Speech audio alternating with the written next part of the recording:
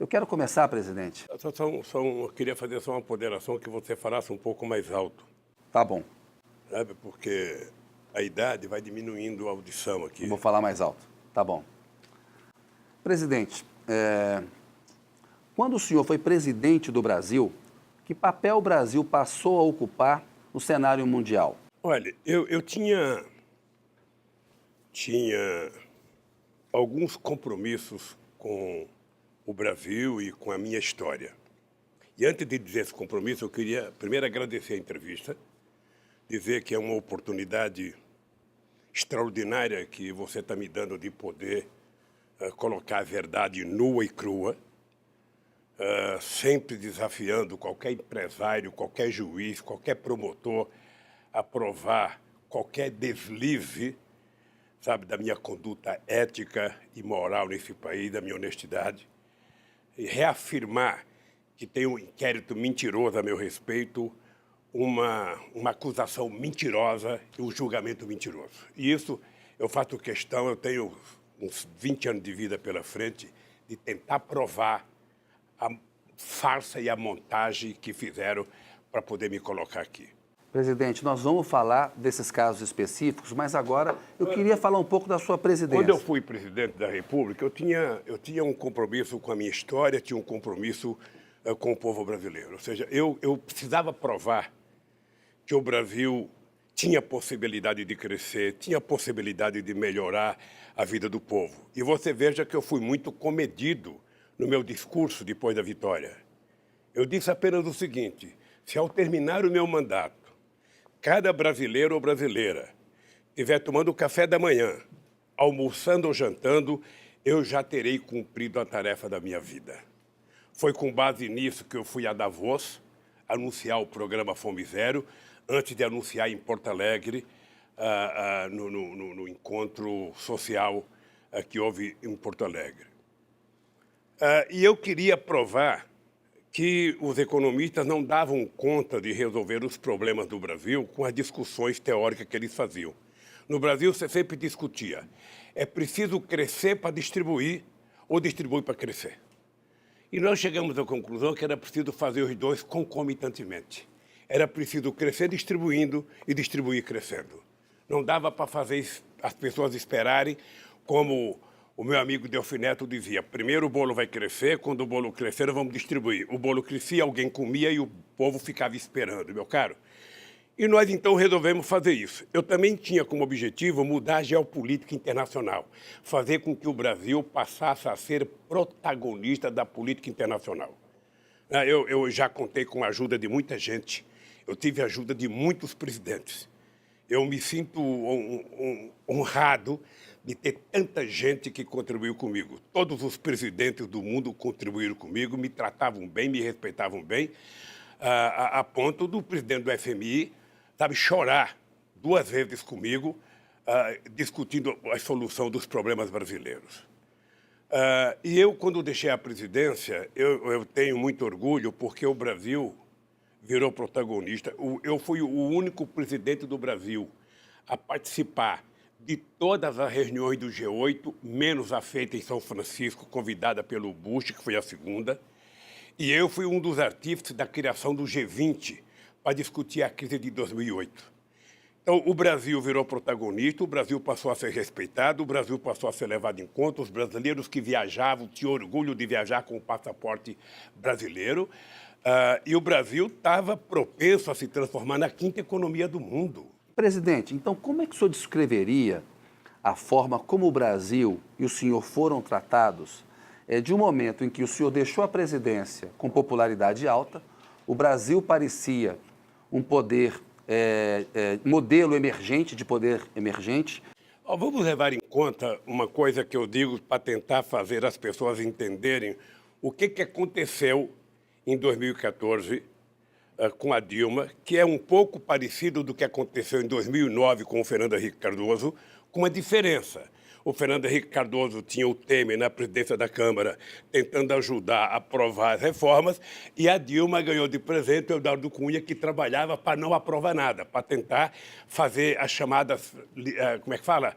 As propostas bombas. Pautas bombas. A pautas bombas. A Dilma mandava desonerar esse copo e vinha não apenas o copo, a garrafa, o bar, a esquina, a rua, ou seja, na verdade, trabalharam para prejudicar a presidenta Dilma. Essa foi a diferença básica. A segunda coisa, é importante lembrar que a Dilma, em 2012, tinha 75% de aprovação.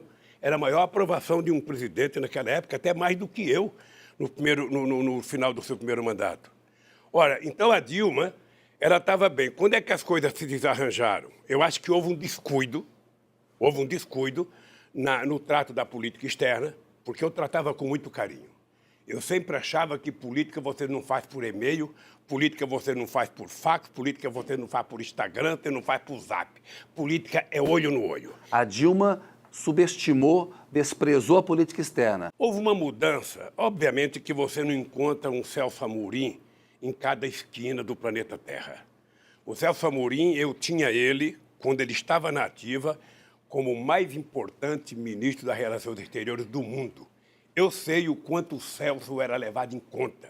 Eu sei o quanto o Celso era respeitado pela China, pela Rússia, pelos Estados Unidos. O Colin Powell, que era secretário de Estado americano, para escrever alguma coisa sobre a Venezuela, ligava para o Celso Amorim. Então, obviamente que a Dilma não teve o Celso Amorim, ela escolheu outro companheiro e não teve o mesmo resultado. E política externa significa você ganhar confiança, significa você conversar com as pessoas, significa você ter paciência, significa você ouvir. E eu fazia isso com prazer, porque eu sonhava estrategicamente ter o Brasil entre os principais países do mundo na decisão da geopolítica internacional. É por isso que nós criamos o BRICS, é por isso que nós criamos o IBAS, que era Brasil, África do Sul e China e Índia. A China queria entrar, a gente não deixava porque a China não era democrática. Presidente, por que aconteceu com o senhor e com o Brasil o que aconteceu?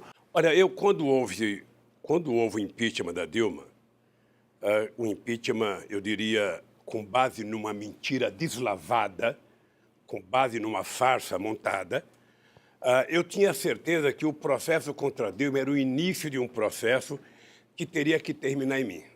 Você deve ter conversado comigo algumas vezes e eu disse o seguinte: o impeachment não termina se não passar pelo Lula, porque eu não conseguia enxergar como é que tiro a Dilma para deixar o Lula voltar para a presidência do Brasil.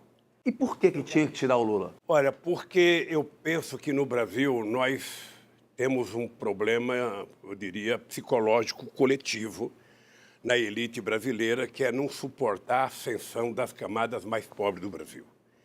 Incomoda, é triste, mas incomoda os pobres estarem ocupando as praças que eram dos ricos, os pobres estarem frequentando os restaurantes, os pobres estarem viajando nos aviões que eles viajavam, os pobres estarem, ocupando um espaço de ascensão social que não estava previsto na elite brasileira desde o fim da escravidão. É importante lembrar, para a gente dizer o número correto, é que nesse período nós tínhamos tirado 36 milhões de pessoas da miséria absoluta e tínhamos elevado 42 milhões de brasileiros e brasileiras a um padrão de consumo de classe média baixa. Ou seja, as pessoas passaram a gostar de si mesmo, as pessoas passaram a estudar. Você acha que as meninas pobres do ProUni eram tratadas com deferência nas universidades? Não eram, não.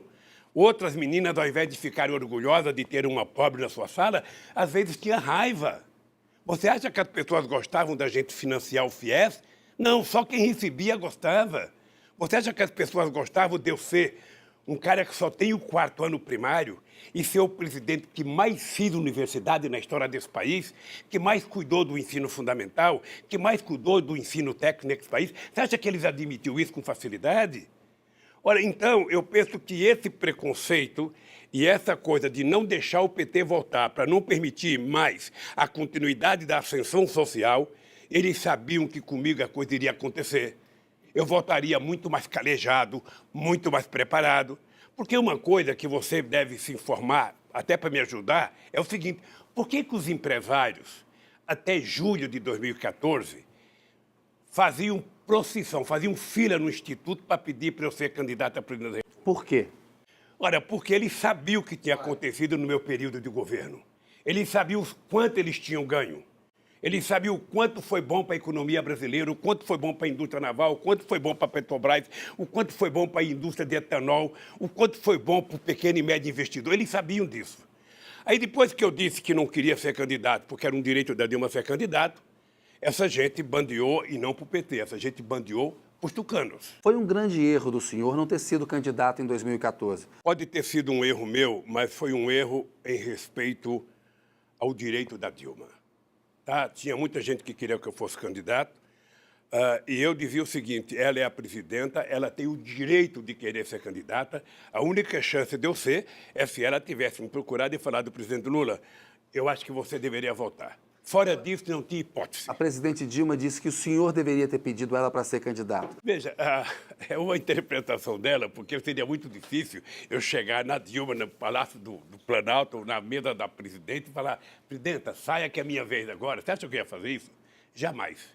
Eu aprendi a respeitar e achava que a Dilma tinha o direito de pleitear o segundo mandato. Presidente, eu queria falar do desenvolvimento da sua filosofia política, né? O senhor teve uma infância pobre e antes de chegar ao poder, o senhor tinha preocupação com a questão da fome, de os brasileiros fazerem 3 refeições por dia.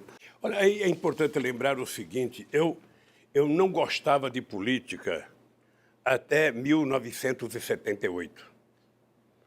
Eu não gostava de sindicato até 1968, quando eu fui e fiquei sócio do sindicato de São Bernardo do Campo. E o que me fez ficar sócio foi uma agressão que meu irmão Frechico sofreu numa discussão numa assembleia. Aí eu entrei no sindicato e eu dizia, como eu era ignorante, eu dizia o seguinte: eu não gosto de política e não gosto de quem gosta de política. Isso em 1978. Aí veio as greves, sabe? As coisas foram crescendo. O Geisel mandou uma proposta de lei proibindo as categorias essenciais de fazerem greve, bancário, posto de gasolina, eu não podia fazer greve. Aí eu fui a Brasília. Quando eu cheguei em Brasília, eu descobri que não tinha trabalhador. Eu conversava com os deputados, de 513 tinha 2 trabalhadores. Benedito Marfilho, de Santo André, metalúrgico, e Aurélio Pérez, que era metalúrgico de São Paulo, só 2. Aí eu voltei para casa apenado, eu falei: como é possível eu querer, que a classe trabalhadora tenha direito, se a grande maioria que está lá não tem nada a ver com a classe trabalhadora. É isso que até hoje eu acho que os eleitores têm que perceber. Se o eleitor se lembrar de quem ele votou na última eleição, ele vai perceber por que eles querem fazer a destruição da Previdência Social. Aí, veja que absurdo. Eu que em junho dizia que não gostava de política e não gostava de quem gostava de política, em setembro estava fazendo campanha para o Fernando Henrique Cardoso ser candidato ao Senado, porque tinha sublegenda e ele disputava com o Franco Montoro. E a gente achava o Fernando Henrique Cardoso mais progressista, tinha voltado recém, acho que do Chile ou da França, sei lá onde que ele morava. E aí um grupo de sindicalistas procurou o Fernando Henrique Cardoso, fomos apoiar ele e fizemos com que o doutor Maurício, que era nosso advogado de São Bernardo, fosse o suplente do Fernando Henrique Cardoso. Ele perdeu até para o Cláudio Lemos. Ele perdeu para o Montoro, mas o Cláudio Lemos foi o segundo. E aí o Fernando Henrique Cardoso ficou até assumir. Quando ele assumiu, que o Montoro foi eleito governador em 82, o Fernando Henrique Cardoso mudou de posição e o PT já existia. Aí o senhor viu que era importante fazer um partido político? Eu cheguei à conclusão de que se nós quiséssemos mudar a história do Brasil, nós tínhamos que criar um partido político. Criar um partido político em que a classe trabalhadora dirigisse esse partido político, em que a classe trabalhadora, junto com outras pessoas, fizessem o programa desse partido. E aí foi importante porque a gente juntou não apenas o que tinha de melhor no movimento sindical, a gente juntou o que tinha de melhor na esquerda brasileira, o que tinha de melhor na intelectualidade, o que tinha de melhor na igreja, progressiva, sobretudo com o pessoal da Teologia da Libertação. E a gente juntou muitos estudantes e o PT virou, o maior partido de esquerda da América Latina. E aí, presidente, o que aconteceu com o Brasil, falando em termos de união nacional, coesão nacional e de mobilidade social, durante o seu governo? Olha, eu duvido, eu não conheço que tenha tido na história do Brasil um governo mais plural do que o meu e mais participativo do ponto de vista da democracia. Eu tinha muitos ministros que não tinham nada a ver com o PT, muitos ministros, figuras importantes como Celso Amorim não era do PT, Da elite. como Furlan não era do PT, Miguel Jorge não era do PT, Márcio Tomás Bastos não era do PT. Tinha muita gente importante que não era do PT e fora os outros nomes. Ou seja, o que eu tinha preocupação? Eu não tinha sido eleito para governar para o PT, eu tinha sido eleito para governar para a sociedade brasileira. É por isso que eu dizia, eu vou governar para todos, agora as pessoas têm que saber que no meu governo nós temos um olhar preferencial para os mais pobres. E aí, presidente, foi um erro ter feito um governo de conciliação com as elites? Eu não acho que eu fiz um governo de conciliação. Na verdade, O senhor disse que todo mundo ganhou. isso é bom. Só não pode todo mundo ganhar no jogo de futebol, porque aí um tem que ganhar ou no mínimo empata. Mas veja, eu tinha um país esfacelado. Vamos lembrar, quando eu cheguei na eleição, na presidência da República, o Brasil era desacreditado a nível internacional. O Malan, todo ano, ia pedir dinheiro para fazer o fechamento do caixa. O Brasil devia ao FMI. O Brasil não tinha dinheiro para financiar as suas exportações. E o Brasil tinha uma dívida com o FMI. O que nós fizemos? Nós reconquistamos a credibilidade. O Brasil saiu de 60 bilhões de exportação para 480 bilhões de exportação. Não é pouca coisa. Nós criamos uma série de instrumentos e fez o Brasil ir ganhando confiança, e crescendo, e crescendo, e crescendo, e crescendo. E eu tinha certeza que o Brasil só ia crescer quando mais da metade da população começasse a consumir. E aquela ideia minha de que muito dinheiro na mão de pouca gente é concentração de renda. E pouco dinheiro na mão de muitos é distribuição de renda. E hoje a miséria está crescendo no Brasil. Foi com essa filosofia que eu resolvi governar o Brasil.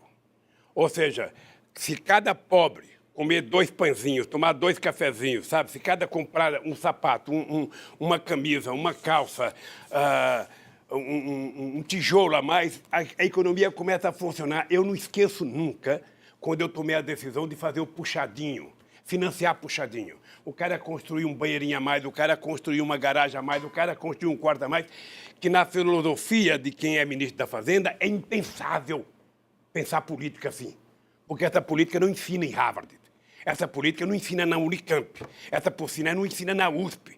Essa política a gente aprende sobrevivendo no dia a dia. É um erro o Bolsonaro delegar tanto poder ao Paulo Guedes, à equipe econômica? Depois eu vou falar do erro do Bolsonaro. Eu queria só completar essa coisa da política pequena. Ou seja, na medida em que nós colocamos milhões de pessoas a participar do processo, com o programa Luz para Todos, as pessoas não falam, Kennedy, mas foram 4 milhões de ligações envolvendo quase 15 milhões de pessoas que passaram a comprar televisão, a comprar geladeira, a comprar liquidificador, a comprar bomba d'água, sabe? A comprar casa de farinha. O PAA, que era para financiar a agricultura familiar, financiar o cara que produzia, sabe? Eram milhões e milhões de pessoas trabalhando. O Mais Alimento, quando veio a crise, que diziam que era porque a China estava consumindo tudo, nós criamos o programa Mais Alimento para financiar máquinas e implementos agrícolas e trator de até 80 cavalos. Foi esse programa que salvou a indústria automotiva do Brasil em 2008 e 2009, meu caro. Então, a bancarização no Brasil, você sabe quantas pessoas tiveram acesso a banco no meu governo? 70 milhões de pessoas. Sabe o que significa 70 milhões de pessoas? Argentina e Colômbia junto no sistema financeiro brasileiro. É 1/3 da população. Você vê uma pessoa catadora de papel acabar de vender o papel e na Caixa Econômica Federal depositar o seu dinheiro. Para nós que temos conta bancária, eu não tenho agora porque o Moro bloqueou tudo, mas a pessoa sente um orgulho. Aquela conta bancária para aquela pessoa que depositou R$30 é de um orgulho. As pessoas choravam na porta da Caixa Econômica Federal. Então, o que ficou provado para mim? O que ficou provado para mim? Pobre não é problema. Pobre é solução quando você inclui ele e transforma ele em sujeito da história. Foi o que nós fizemos. Bem, Bolsonaro. Fale do Bolsonaro. Então, veja, eu não vou fazer o julgamento do Bolsonaro porque ele só tem 4 meses de mandato. Eu acho que ele tem um início de mandato extremamente desastroso. A impressão que eu tenho é que ele não sabe ler com cré. A impressão que eu tenho é que ele não tem noção das coisas que ele fala. Ele não conhece nada de política externa, ele não conhece nada de economia. Ele faz questão de mostrar que não conhece. Veja, e ele delegou ao Guedes para fazer a questão da economia. A questão da economia não é apenas uma questão econômica, a economia é uma questão política. O governo tem que decidir quem é que vai ser beneficiado, para quem que eu quero governar, quem é que precisa do Estado. E como é que funciona a cabeça do Guedes? A cabeça do Guedes funciona, está pensando no mercado. Então, para o Guedes, se vai ter aposentado passando fome, se vai destruir a Previdência Social, sabe? Pouco interessa, isso é dado estatístico. Mas, presidente... O que ele quer é contemplar o mercado. Mas a situação econômica do Brasil ela é muito mais grave hoje e o seu governo foi muito ajudado pelo chamado boom das commodities. E nós temos um problema fiscal. Vamos ver se é verdade isso. Quando eu estive no governo, o dólar, acho que era 2,60. E nós exportávamos metade do que exportamos hoje. Hoje nós exportamos o dobro com o dólar a R$4. Mas não é um fato que o boom das commodities ajudou? Mas valia para mim e valia para todo mundo. Acontece que com esse ministro de política externa, você não vai para lugar nenhum. Sabe, porque, Kennedy, presta atenção numa coisa que você não vai ouvir numa aula de economia. Presta atenção numa coisa. Tem 2 formas de um país crescer. Uma é o mercado interno. Uma é você produzir para o consumo do seu povo. E a outra é você produzir para exportação. Para exportar, você tem uma dificuldade. Primeiro, você tem que ter competitividade, você tem que ter qualidade, você tem que ter preço. Tá? O Brasil tem pouca chance de competir com os chamados países industrializados, porque esse ano mesmo diminuíram 46% do dinheiro da ciência e tecnologia. Sem investimento em ciência e tecnologia, você não vira competitivo. Então, o que acontece? Você precisa fazer um esforço incomensurável para vender. Você está lembrado que eu dizia em 2002, o meu ministro da Indústria e Comércio era um mascate. Eu quero que ele faça como aqueles turcos que é na porta da casa da gente vender pano. Ou seja, tem que bater palma na porta de cada país, tem que convencer os países. Eu viajava, levava empresário para tudo quanto é lugar para vender. Vendia sapato, vendia roupa, vendia tudo. É assim, e é por isso que nós demos um crescimento extraordinário. É por isso que nós demos um crescimento. Agora, quando você tem um governo que começa a brigar com a China, que é o nosso maior parceiro comercial. Países árabes, Argentina. Atendendo aos interesses dos Estados Unidos. E os americanos por detrás ganham uma fatia do nosso mercado, vendendo 10 milhões de toneladas de soja para a China no nosso lugar. Quando a gente briga com o mundo árabe, quando a gente briga com o Mercosul, você vai vender para quem? Para os Estados Unidos? Os Estados Unidos não quer comprar soja do Brasil, não quer comprar milho do Brasil, não quer comprar carne do Brasil, porque eles produzem. E também não quer comprar produto manufaturado. É um erro essa política de alinhamento a Washington? Totalmente errado. O Brasil é um país grande. O Brasil precisa apenas aprender a se respeitar. O Brasil não tem que se alinhar nem a Washington, nem a Pequim, nem a Moscou, nem muito menos a Frankfurt. O Brasil tem que se apoiar, sabe, na sua soberania. O Brasil é um país que tem 210 milhões de habitantes, o país tem efetivamente, sabe, quase tudo o que precisa, tem um potencial intelectual extraordinário. O que o Brasil precisa é parar de ser mesquinho e tudo que você quer fazer para avançar a sociedade, aparece alguém para dizer, não pode, não tem dinheiro. Você sabe o que eu dizia para o meu pessoal? Gente, é o seguinte, vamos parar de discutir, sabe, que a gente não pode fazer as coisas e vamos discutir quanto custou ao Brasil não fazer as coisas na hora certa. Mas, presidente, hoje a relação entre a dívida pública e o PIB ela é muito alta. A tendência é crescer, porque a economia não cresce. Ora, como é que você diminui a dívida pública com relação ao PIB? É você crescendo. Na hora que você começa a crescer, você diminui a dívida. Na hora que você não investe e não cresce, a dívida aumenta. Agora, veja, quando o país toma uma decisão absurda de vender todo o patrimônio construído ao longo da história para resolver a dívida pública, o que vai acontecer? Daqui a alguns meses ou daqui a um ano, a gente não tem mais patrimônio e a dívida continua. Porque para resolver a dívida tem que a economia crescer, o povo precisa consumir, o povo precisa comprar e o Brasil precisa vender lá fora mais. E para vender lá fora tem que ter gente vendendo. Ninguém compra do Brasil porque fulano de tal é presidente. Você tem que ir atrás. O governo Bolsonaro é capaz de fazer isso? Olha, eu não gosto de fazer julgamento, mas eu não acredito, obviamente, que ele tem 4 anos de mandato pela frente, mas eu não acredito, porque eu penso que ele fez uma opção pela mediocridade. Presidente, eu quero voltar um pouquinho, tem muitas perguntas para fazer. O quanto o senhor acha que foi importante para o Brasil ter sido escolhido para sediar a Copa do Mundo e as Olimpíadas? O que isso significou? Vamos separar as duas coisas, porque as Olimpíadas nós brigamos para conquistar. A Copa do Mundo foi uma decisão da FIFA, porque como ela tinha decidido fazer um rodízio nos continentes e tinha feito na África do Sul, e o Brasil, a última que tinha feito foi em 1950, o México já tinha feito 2, então a FIFA decidiu fazer no Mas Brasil. são eventos globais, né? Estou falando, mas é que não houve uma briga do Brasil para fazer, veio para o Brasil de graça. E eu achava importante, achava extremamente importante e achava as Olimpíadas extremamente importantes e por isso nós brigamos para as Olimpíadas. Toda vez que eu vejo alguém falar mal das Olimpíadas, eu queria lembrar o que aconteceu no dia que foi anunciado o Rio de Janeiro, sabe, no Brasil. O que aconteceu em Copacabana. Porque para o povo do Rio de Janeiro foi a festa mais extraordinária, foi no dia que a gente conquistou as Olimpíadas. E aí houve um processo de destruição da Copa do Mundo. Eu acho que até influenciou nos jogadores, porque quando chegou 2014, o clima era um clima de guerra. Como você é um jornalista de muita competência, eu queria te pedir para você fazer algumas coisas para investigar. Tá?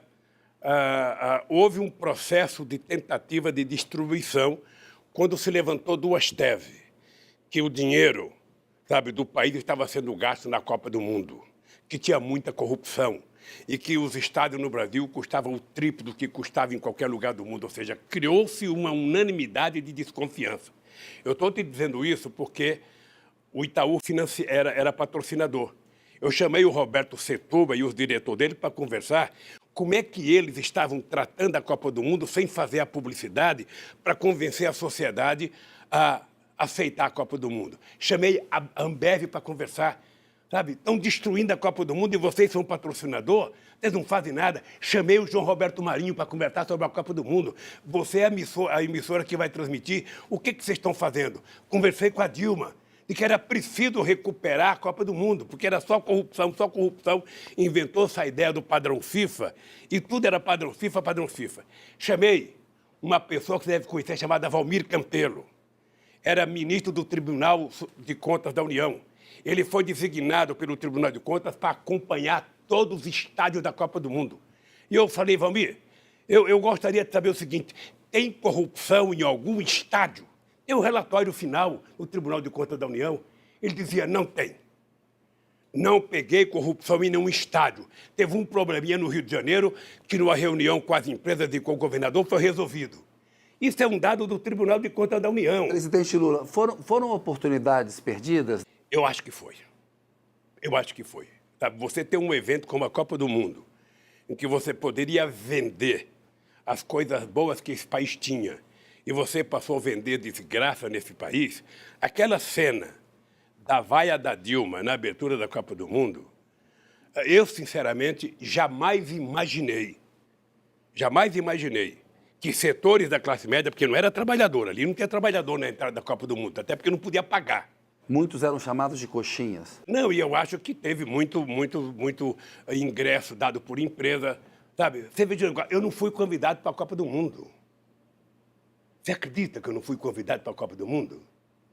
Você não pensa que eu fiquei frustrado em cada forma? Nem me convidaram para ir lá, até repartir a vaia com a Dilma, sabe? Então, aquilo foi um desastre para o Brasil. As Olimpíadas também? As Olimpíadas é diferente, meu cara. As Olimpíadas, ela foi feita com tempo hábil da gente fazer o que tem de melhor. Eu lembro de um discurso que eu fiz quando eu voltei, sabe, de Copenhague, dizendo para os presidentes das federações, vocês têm que elaborar um plano de metas para que a gente possa chegar nas Olimpíadas com o Brasil virando uma potência olímpica. Agora, isso dependia, na verdade, de quem cuida do esporte, não do presidente da República. Eu acho que foi uma oportunidade mal aproveitada pelo Brasil. O Brasil já estava tomado de ódio, já estava tomado de uma disputa insana, já estava tomado, e isso prejudicou o país. Na verdade, a gente jogou fora essas duas oportunidades. Esse ponto é importante.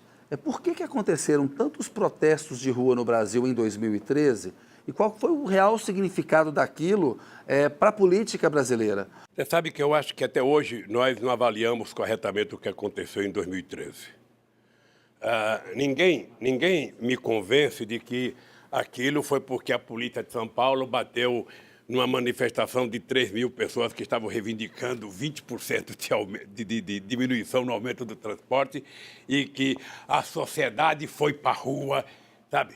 Não acredito. Aquilo, na minha opinião, já fazia parte da arquitetura política de derrubar o governo, de tirar o PT do poder, porque era uma manifestação muito contra o PT. Nós começamos entendendo que era uma manifestação por reivindicação e não era por reivindicação.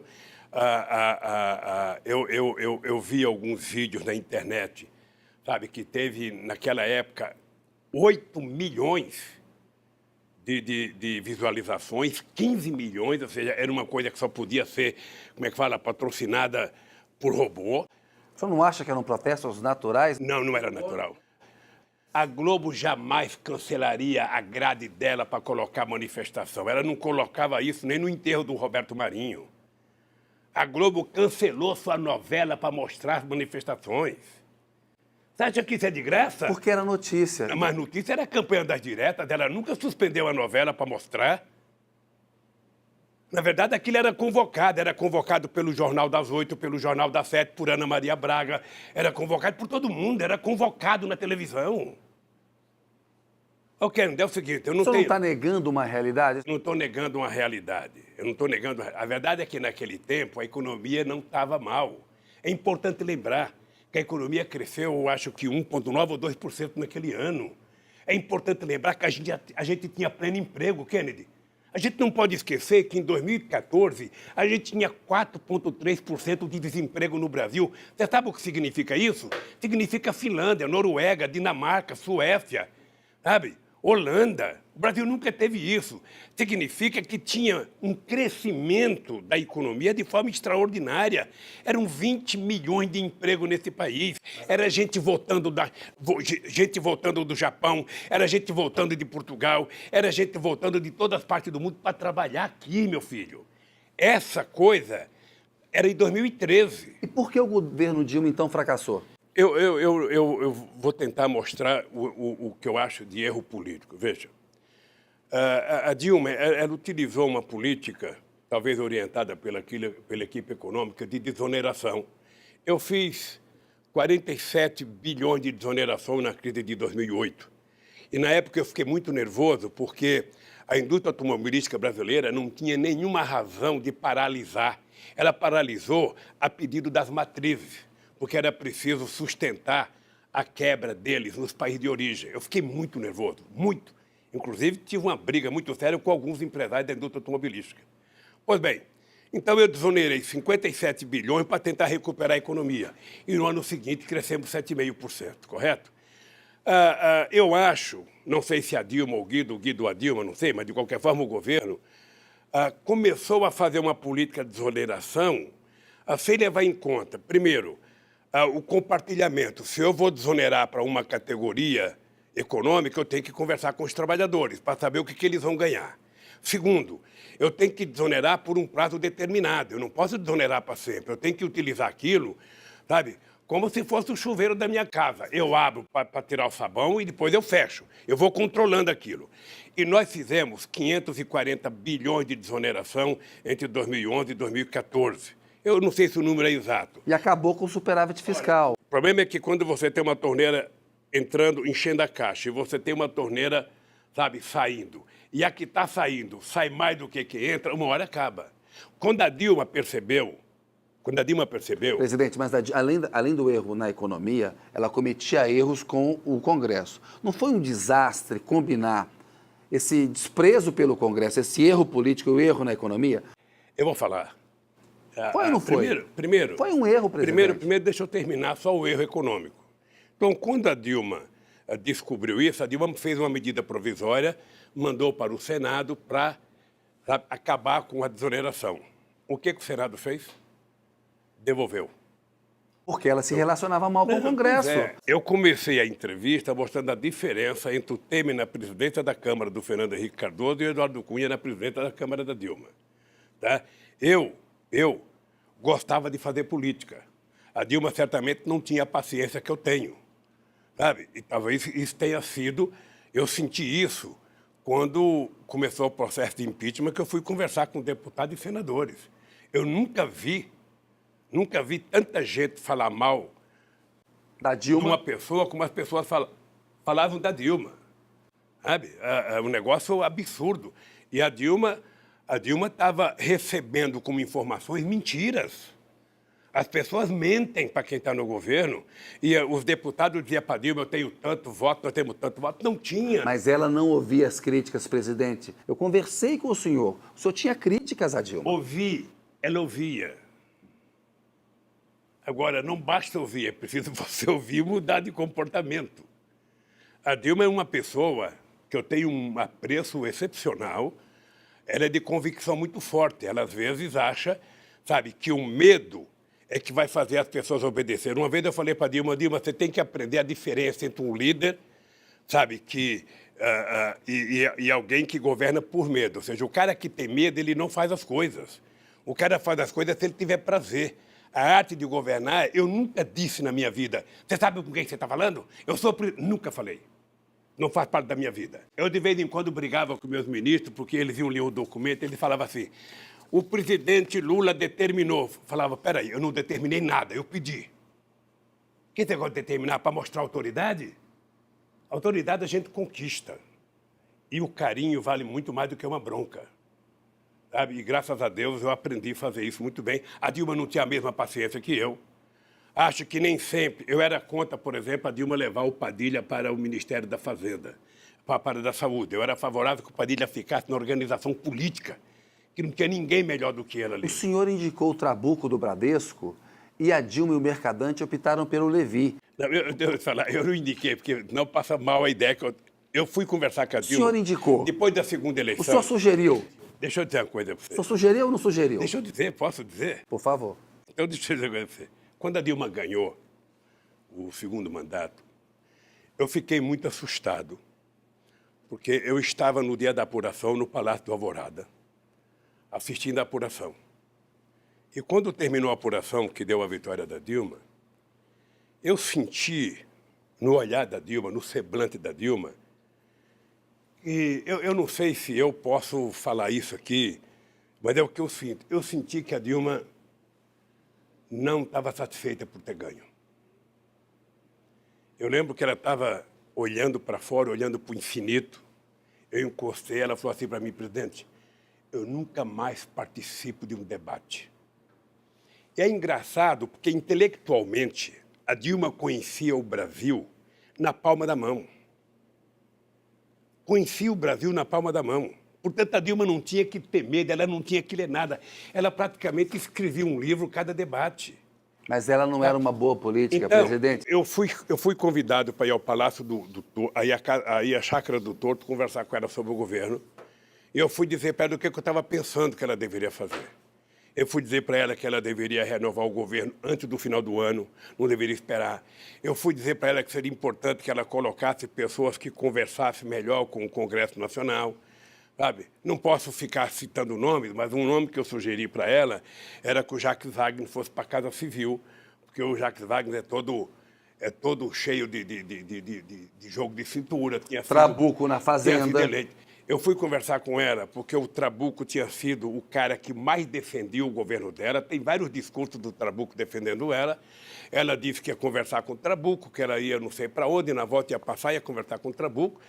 Aí, de repente, ela volta e eu vejo pelo jornal que ela chamou o Levi. Ela não me comunicou que tinha chamado o Levi. Ou seja, realmente, eu sabia o que ela pensava do Levi, porque o Levi trabalhava no Ministério da Fazenda, e eu não entendia ela chamar o Levi. Eu não entendi. Você se decepcionou? Não, ele não iria para o meu governo, mas ela chamou, deve ter alguma razão.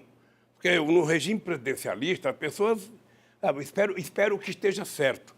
Eu acho que não deu certo, ele não respeitava ela. As informações que eu tenho do governo é que ele era sarcástico na relação com ela. E uma pessoa cheia de autoafirmação como a Dilma, na hora que, sabe, o carro começa a derrapar, nem sempre tem a tranquilidade de parar e falar, peraí, vamos parar, vamos ouvir, vamos conversar. Eu, por exemplo, nas minhas reuniões presidenciais, eu nunca comecei uma reunião falando. Eu convocava a reunião, sentava lá 10, 12 pessoas em volta da mesa, eu dizia, o problema é esse. Aberta a palavra, fala Kennedy.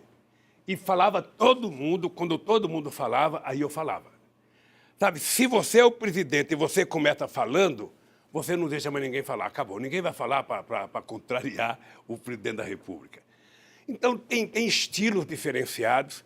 Eu, às vezes, lamento de não ter sido mais incisivo com a Dilma para fazer algumas coisas, mas é que quem está de fora também tem que ter muito cuidado, porque eu, na verdade, sabe, fiz questão, e a Dilma é testemunha disso, de deixar a Dilma governar do jeito que ela queria, como ela queria, e levar as pessoas que ela queria para o governo. Presidente, para muitos brasileiros, a corrupção é o maior problema do país. O senhor presidiu o Brasil durante 8 anos, tem uma carreira política. Qual que é o peso real da corrupção para impedir o progresso do Brasil? Eu acho que a corrupção tem um peso, mas não é o peso a ponto de atrapalhar o crescimento da economia no Brasil. Sabe, o que atrapalha o crescimento da economia do Brasil é que o Brasil nunca pensou efetivamente em se desenvolver. O Brasil se contentou em ser o que é, um país para 35 milhões e o restante que seja número estatístico. É importante lembrar, no meu governo foi o único momento em que a gente resolveu governar o Brasil para 100% do povo brasileiro. É importante lembrar que todos os instrumentos de combate à corrupção nesse país foi feito nos 8 anos e nos 4 anos da Dilma. Tudo que nós fizemos. Até a lei da transparência, que você, como jornalista, deve ter ficado muito satisfeito porque você tinha acesso a qualquer coisa, agora acabou. Imagina se no meu governo o Queiroz estaria desaparecido. Imagina. Eu não vejo a imprensa cobrar o Queiroz mais. Mas o que tem que ser cobrado do Queiroz? Não, cobrado do Queiroz não, ele tem que prestar julgamento, ele foi denunciado. Ele foi acusado. O que eu quero é que esse cidadão seja investigado. O senhor falou que há 2 pesos e 2 medidas em relação ao Queiroz, que é suspeito, né, de montar um esquema ali no qual o filho do presidente Jair Bolsonaro ficaria com parte de salários de deputados. Veja, eu primeiro não digo antecipadamente que o Queiroz é culpado. Tá? O que eu quero dizer, a diferença é o seguinte, é que eu, ex-presidente da República, sofri uma coerção.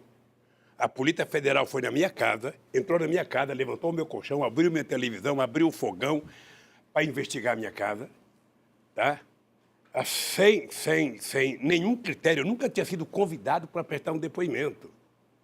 E quando acontece com o Queiroz, ele primeiro se recusa a ir. Depois faz por escrito um depoimento. Estou mostrando a diferença. Segundo, no meu julgamento, qual é o crime que eu cometi? É um fato indeterminado. O seu Moro, sabe, reconhece que não tem dinheiro da Petrobras, o seu Moro reconhece que o apartamento não é meu, mas ele precisava me condenar. Deixa eu só chegar aí para concluir. A mesma coisa é na acusação.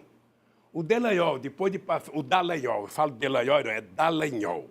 Depois de ele fazer 1h30 de hipocrisia, sabe, para a mídia brasileira, ele fala, não me peçam provas. Eu só tenho convicção. E por conta disso eu estou aqui, meu filho. A acusação do apartamento é a seguinte, que o senhor foi julgado culpado de aceitar 3,7 milhões de reais em propinas, o que dá $1,2 milhão, na forma de melhorias de um apartamento que estava sendo construído pela Petrobras e que o juiz Moro diz que é do senhor, que supostamente é do senhor, o senhor nega isso. O senhor aceita a culpa nesse caso? Olha, se ele tivesse dito que o apartamento era meu, quem sabe eu até tivesse um outro comportamento. Acontece que depois de fazer a investigação, ele descobriu algumas coisas. Ele descobriu no processo que a empresa offshore, que ele achou que era sócia da Petrobras e que comprou o apartamento lá do Panamá, essa empresa, na verdade, não tinha comprado um suposto apartamento meu. Essa empresa tinha comprado um apartamento da família Marim em Paraty e tinha comprado o helicóptero da Globo. Ele era dono disso, e não do suposto apartamento. Segundo, quando ele descobriu isso, a moça foi solta e não se fala mais nisso. O pretexto de me envolver com a Petrobras era porque havia uma necessidade de me trazer para Curitiba, para a Lava Jato. Correto? Por quê? Porque era o seguinte, que é o coração da Lava Jato. Sabe? Eu não poderia ter caído na mão do Moro, porque quem fez o pacto com a empresa... O Kennedy, é importante lembrar que o Moro visitou a redação de todos os jornais, de todas as revistas, de todo o canal de televisão. O Moro não precisava ser juiz. Se ele fosse repórter, já valia a condenação, porque a imprensa recebia as acusações antes dos advogados. Hoje, no Brasil, você é condenado pela manchete do jornal. Você não é condenado pelo processo. Eu duvido que você encontre na sentença do Moro uma afirmação de que tem dinheiro da Petrobras. Eu duvido que você encontre uma afirmação de que o apartamento é meu. Por que você acha que eu fico bravo? É porque eu não vou morrer antes de provar que o Moro é mentiroso. Não vou morrer antes de provar que o Dallagnol é mentiroso. Não vou morrer antes de provar que o inquérito contra mim é mentiroso, que a juíza que deu a sentença mentiu a meu respeito, que o TRF4 mentiu a meu respeito. Por que você acha que eu estou aqui? Por que você acha que eu não troco a minha dignidade pela minha liberdade? Porque de vez em quando a pessoa fala, mas agora eu fui julgado lá, você já tem a tal da detração, você já pode sair. Obviamente que quando meus advogados dizem, Lula, você pode sair, eu vou sair. Só sairei daqui se qualquer coisa que tiver que tomar decisão, não impedir de eu continuar brigando pela minha inocência. A questão da detração, presidente, é um direito que o senhor tem, porque o senhor já teria menos de 8 anos de pena e no regime brasileiro você pode ir para um semiaberto, como não há vagas, o senhor poderia sair para trabalhar durante o dia e voltar para casa. O senhor vai pedir a detração penal? Olha, eu só pedirei o dia que meus advogados, Cristiano e o Batóquio, disseram para mim, presidente Lula, o senhor pode pedir, que se o senhor pedir, o senhor pode continuar a sua briga pela sua inocência. Os advogados já dizem isso. Os meus advogados não disseram. Hoje vou ter uma reunião com o Cristiano hoje, que eu quero entender bem isso. Tem muita gente dando palpite, mas... Então vamos ser claros aqui. Se os advogados disserem que o senhor pode pedir esse direito, e isso significar que o senhor pode continuar dizendo que é inocente, o senhor vai pedir? Não é só dizendo não. Eu quero continuar provando a minha inocência. Aí eu posso pedir. Olha, se os advogados disserem para mim, Lula, você pode pedir a detração e você vai continuar brigando pela sua inocência, do mesmo jeito que você está, eu não tenho nenhum problema de pedir, porque eu quero sair daqui. O senhor vai pedir ou não vai pedir? Não, eu posso pedir. Pode ou vai? Posso pedir se eles me garantirem que eu posso continuar me defendendo. Então, mas seja claro, presidente, se eles disserem, o senhor vai pedir? Peço, eu quero ir para casa. Agora, se eu tiver que abrir mão de continuar a briga pela minha defesa, eu não tenho nenhum problema de ficar aqui. O senhor falou do juiz Sérgio Moro, nós fizemos um documentário, What Happened to Brazil, que em português se chama Brasil em Transe. E o Moro nos respondeu, até agradeço a carta que o senhor nos enviou por meio do seu advogado Cristiano Zanin, porque nós tentamos entrevistar o senhor. Essa entrevista era para ter sido feita há muito tempo. E estamos fazendo até hoje, que é no dia da liberdade de imprensa. O juiz Sérgio Moro disse ao documentário, presidente, o ex-presidente Lula foi condenado por ser um mentor do escândalo da Petrobras. Cerca de 2 bilhões de dólares foram pagos em propinas, usando contratos da Petrobras durante a sua presidência. O apartamento faz parte de propinas que foram direcionadas para o seu benefício pessoal. O Moro está certo?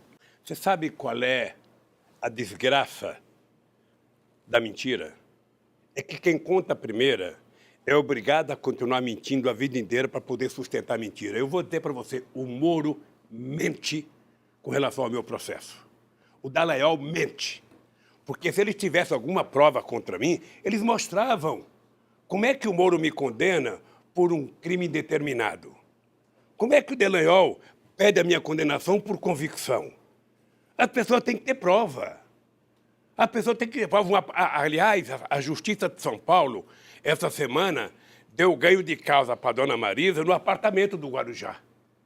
O verdadeiro apartamento que ela comprou, as cotas que ela pagou, que ninguém tinha devolvido para a gente, entramos com um processo e a gente ganhou na Justiça de São Paulo um apartamento. Então a dona Marisa ganhou. Depois eu vou mandar dar a sentença para você saber, porque eu não sei, Kennedy, quando é que vai haver a retratação. Mas eu não quero morrer sem essa gente pedir desculpa ao Brasil pelo que fizeram. Eu quero ouvir o senhor sobre coisas históricas que têm a ver com o que aconteceu no Brasil. Quero saber por que o senhor concordou em ser ministro da Casa Civil da Dilma e se havia ali uma intenção de evitar ser processado pelo Moro. Eu aceitei ser ministro da Dilma à meia-noite, quando Jacques Wagner e o Ricardo Berzoino disseram que se eu não aceitasse, sabe, não tinha solução. Eu disse para Dilma, bom, para mim aceitar ser ministro, é preciso então a gente rediscutir a política econômica. Não tinha solução, evitar o impeachment. Eles achavam que eu evitaria o impeachment. Eu, conscientemente, não achava nenhuma vantagem ter ido para o governo naquela altura do acontecimento. Sabe? Ninguém entra num carro, sabe, a alta velocidade para conseguir controlar o carro. Agora, em função de um apelo feito pelo Jacques Wagner e pelo companheiro Ricardo Berzoino, eu aceitei desde que a gente mudasse a política econômica. Marcou-se uma reunião no dia seguinte, às 11 horas da manhã, com o Nelson Barbosa, fizemos uma discussão, eu falei para Dilma, tudo bem, então vamos fazer o jogo. Sabe, se eu tivesse preocupação de ser julgado e de estar aqui, eu não estaria no Brasil, Kennedy. Eu estou aqui porque eu quero estar aqui. Sabe, eu estou aqui porque eu tomei a decisão de que eu quero ficar no Brasil, sabe, não tem problema de prisão, posso ficar aqui 1 ano, 2 anos, 3 anos, eu vou desmascarar o Moro e vou desmascarar esse pessoal da Força Tarefa Lava Jato, que agora me condena dizendo que tinha um negócio da Petrobras e agora eles fazem um acordo com a Petrobras e com os americanos para pegarem 2,5 bilhões de reais para fazer uma fundaçãozinha para o Dallagnol dirigir, para cuidar da educação. E mais 6 bilhões e 800 milhões da Odebrecht. A coisa é tão grave, Kennedy, é tão grave, que o Jacob Itá fez uma carta contando a história da chácara. O Moro não aceitou colocar no processo. O Vacari fez uma carta desmentindo o Léo. O Moro não aceitou no processo.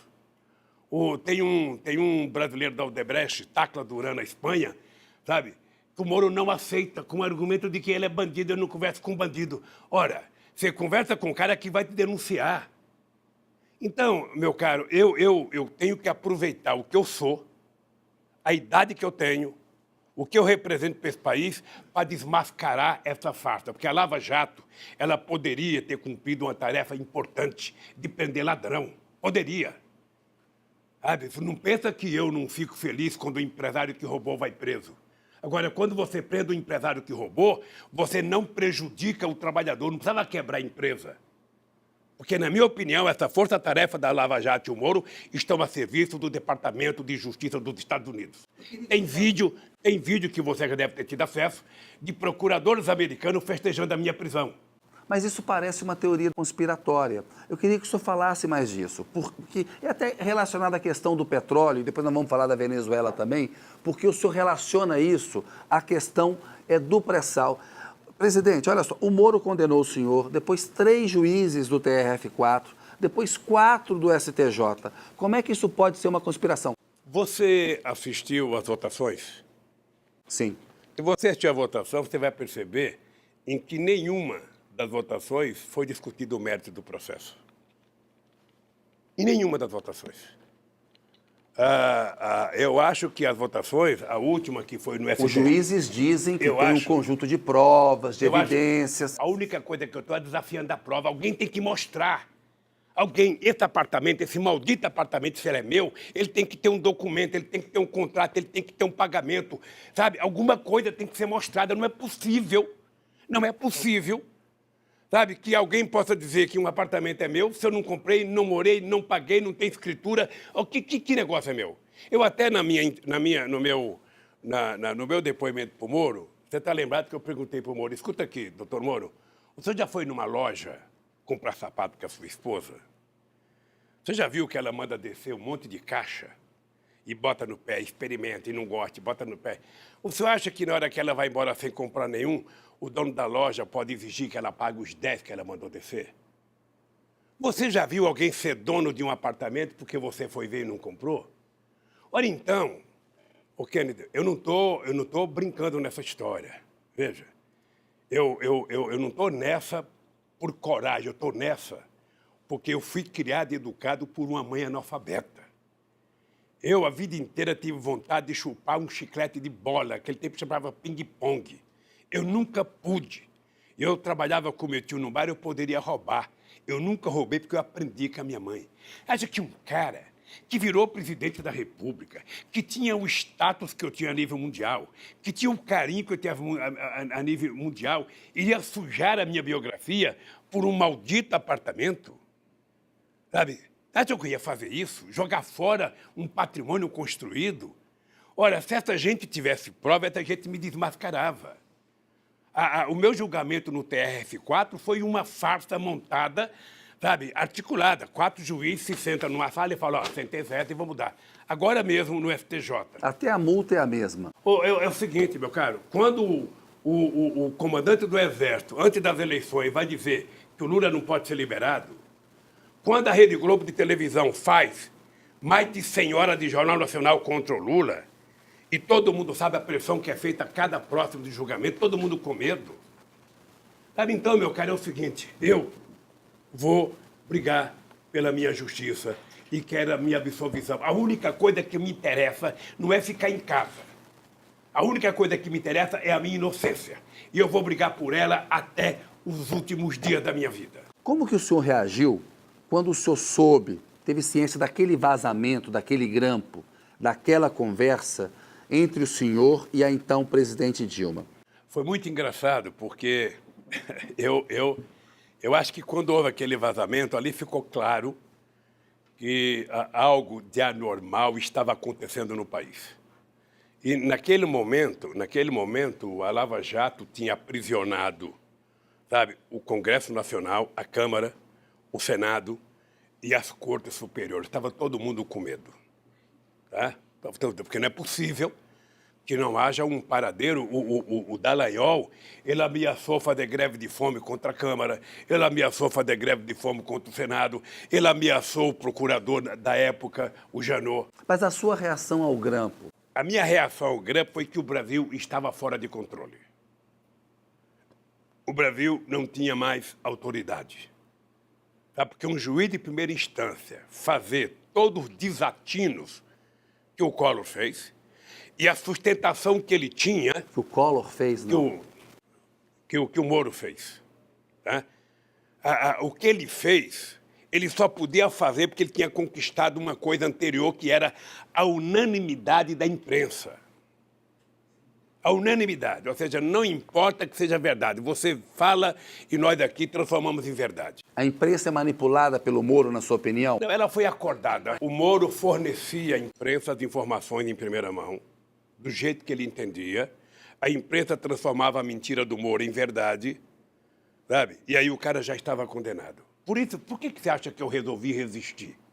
Por quê? Porque eu quero provar que eles mentiram. Eu desafio o Moro, ó, na tua frente aqui, olhando para a câmera, eu desafio o Moro, eu desafio o Dallagnol, eu desafio qualquer um do Ministério Público, porque eu gosto da instituição. Eu não confundo a grandeza da instituição com essa meninada de Curitiba. O mesmo vale para a Polícia Federal. É uma instituição que eu tenho um apreço muito grande. Mas alguns delegados que fizeram inquérito, nós vamos provar isso. Pode ficar certo que eu não sossegarei enquanto não provar isso. Sabe, de que houve uma armação e não tem conspiração, não, tem fatos, querido. Conspiração é quando você insinua. Mas quando você mostra o Dallagnol indo na Caixa Econômica registrar uma conta de 2,5 bilhões, sabe?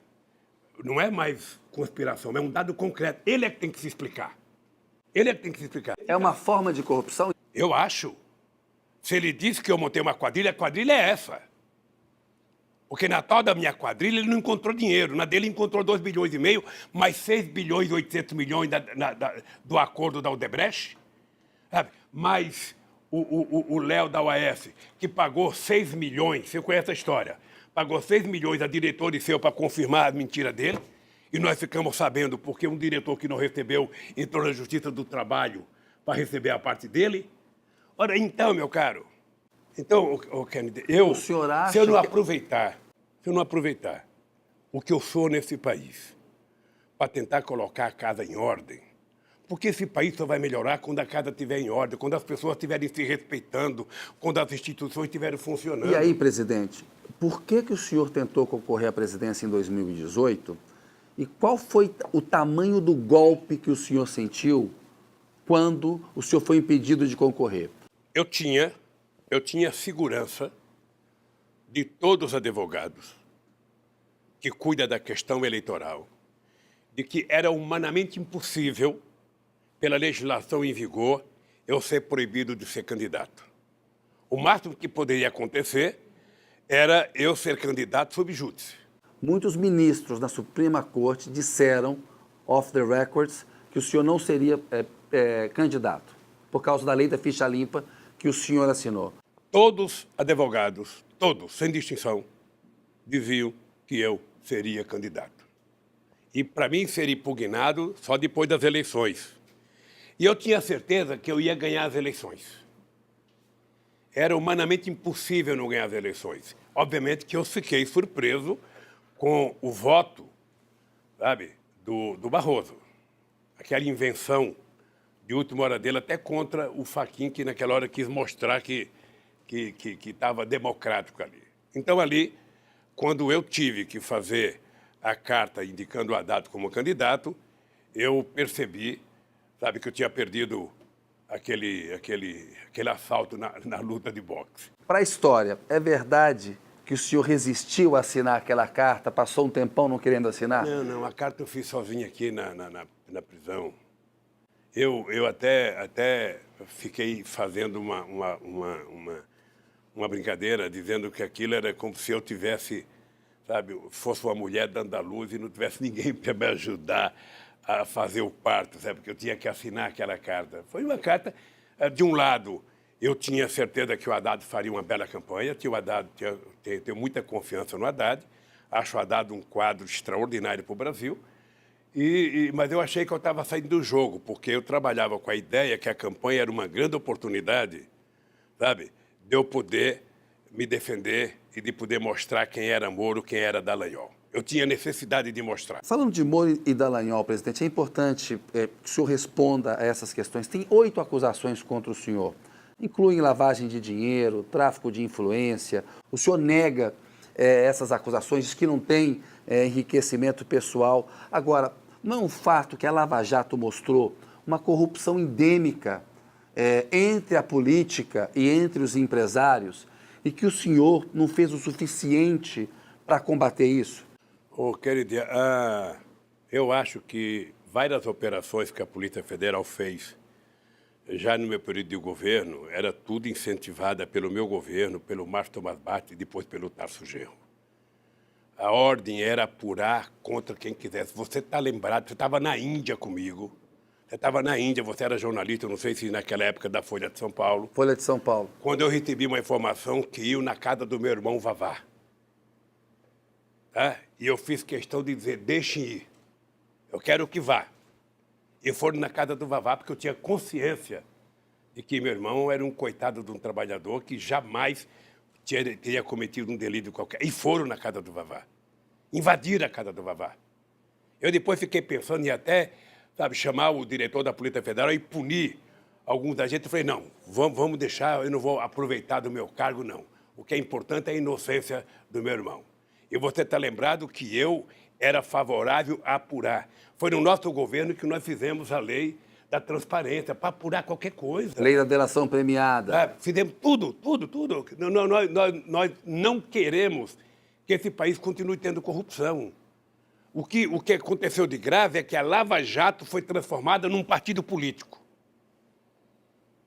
Foi transformada num partido político.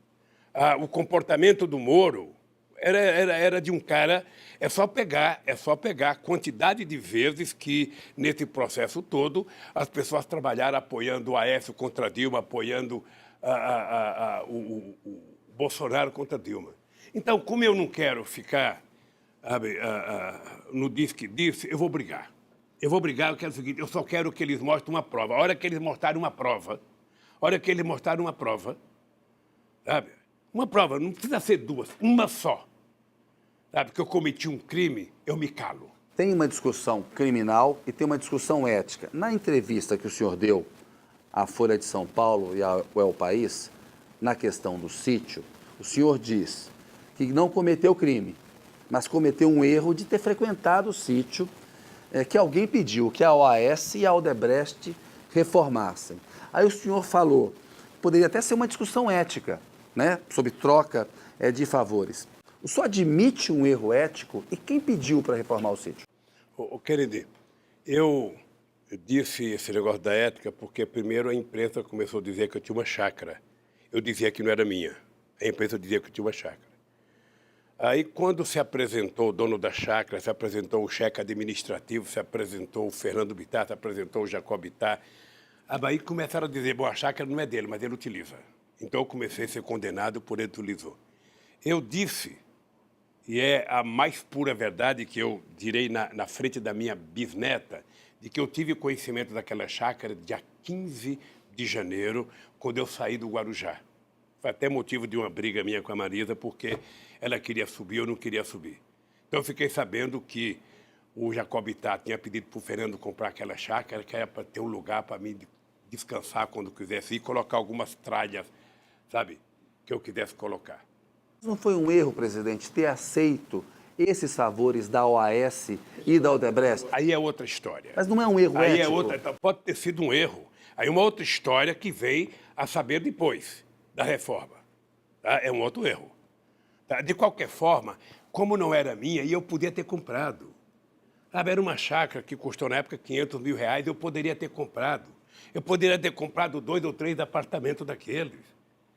Você percebe? Então, o que eu quero provar é que, até agora, nenhum inquérito meu, nenhum, e talvez apareça mais, eu duvido, cobro da Polícia Federal, cobro do Ministério Público, cobro, aprovar um indício de alguma coisa. Eu tenho que ter $1 numa conta minha, eu tenho que ter uma conta no banco, eu tenho que ter um cheque, eu tenho que ter alguma coisa. Não dá para ser a delação de um picareta qualquer. Sabe? Porque só delata quem roubou. E só delata porque quer benefício. Mas a questão ética não decepciona o cidadão comum? Então, Por exemplo, no documentário, o Eduardo Lisboa fala, eu votei no Lula em 2002, ele faria um grande governo, mas depois apareceu tudo aquilo e eu me decepcionei. Eu não sei quem é o Eduardo Lisboa. Está no documentário. Mas quero agradecer pelo fato de ele ter votado em mim. Explicar para o povo. Se eu votei em você, e depois aparece a quantidade de denúncia que apareceu contra mim no Jornal Nacional, na Folha de São Paulo, no Estado, no Globo, na Veja, na Isto É, na época, sabe? Obviamente que eu faria, puta, esse cara realmente não merecia o meu voto. Por que você acha que eu brigo? Eu brigo exatamente para recuperar a confiança dessa gente que acreditou nas notícias. Sabe? Eu brigo exatamente por isso. Se o cara quiser falar, Lula, então você não deveria ter ido na chácara, sabe? Poderia ter ido na chácara, mas fui, porque o Jacob Bittar é meu amigo de 45 anos. É fundador do PT, foi secretário-geral do PT, é meu companheiro, é meu irmão, sabe? Então, eu não aceito ser criminalizado por isso. Então, o que eu quero é só isso. O mal que eles fizeram já está feito. Agora, eu quero provar, sabe, que quem deveria estar preso eram eles. Que mentiram a este país e destruíram milhões de empregos nesse país. A serviço de quem? De quem? Isso eu quero saber. Eu quero saber, porque quando você vê um vídeo de procuradores americanos junto com o Moro festejando a minha prisão, dizendo que participaram ativamente para chegar aonde chegaram no meu processo, eu quero saber. Tem a ver com a questão do pré-sal?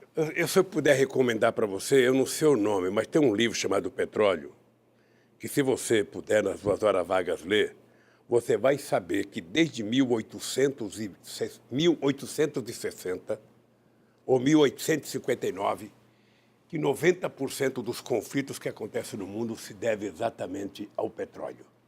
E normalmente provocado pelos Estados Unidos. Então, o que está acontecendo, quando nós descobrimos o pré-sal, presta atenção numa coisa. O pré-sal está a 200 milhas da praias brasileiras. 200 milhas são quase 300 quilômetros. Né? Está na divisa. Era 150 o METS que aumentou para 200. Ou seja, quando nós anunciamos o pré-sal, em 2007, logo em seguida os americanos recuperaram a quarta frota que tinha sido desativada depois da Segunda Guerra Mundial. É muita coincidência, meu caro. Quando eles anunciaram isso, o que eu fiz? Propus à Unasul a criação de uma instituição dos militares da América do Sul, Conselho Sul-Americano de Defesa, para garantir a nossa tranquilidade aqui.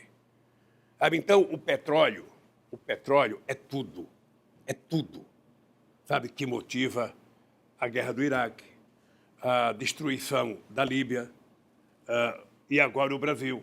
Por isso é que o Lula tinha que ser odiado e a Dilma, porque a gente criou a lei da partilha, porque a gente dizia que o petróleo era nosso, porque a gente criou fundo educacional com o petróleo, e não é possível, o petróleo tem que ser das grandes empresas petroleiras, é por isso que estão desmontando a Petrobras. Quero falar do petróleo, até por causa da coisa da Venezuela, e nós vamos entrar no mar internacional. Mas tem algumas questões que eu quero fazer para o senhor, e eu estou preocupado com o tempo.